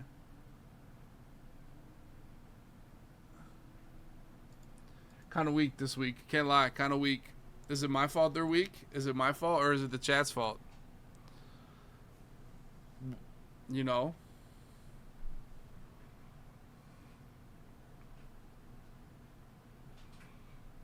So the biggest question left is, Bobby, are you really retired? Are you really not going to play in Boss Bot Wars 9 to open Madden season? It's kind of fucking nuts, really. This will be the biggest event we've ever thrown. Kind of nuts. You know? Oh yeah, Juicy's sword is gone until further notice. He's been acting like a broad. Can't lie. And I got a text message today. I got a text message that Maddie, Juicy, and who the fuck was the other dude? Oh, Dev Dog all got banned. So some nasty shit happened today. That's all I know. My man Bronx, 33 months. Shout out to Bronx, man. Playing Apex and doing nothing. I have a sponsored stream. I got to do my Marvel stream for an hour, and then we play whatever we want. Dino for Mod, nice. Need a podcast 207. I hope you guys let me know who you guys want to podcast next. If you guys enjoyed this show, I'm glad we could talk about Madden and other things, especially streaming content, MCS, improving Madden. Glad you guys were here. Glad we got 400 subs on the podcast YouTube. The next road is 400,000.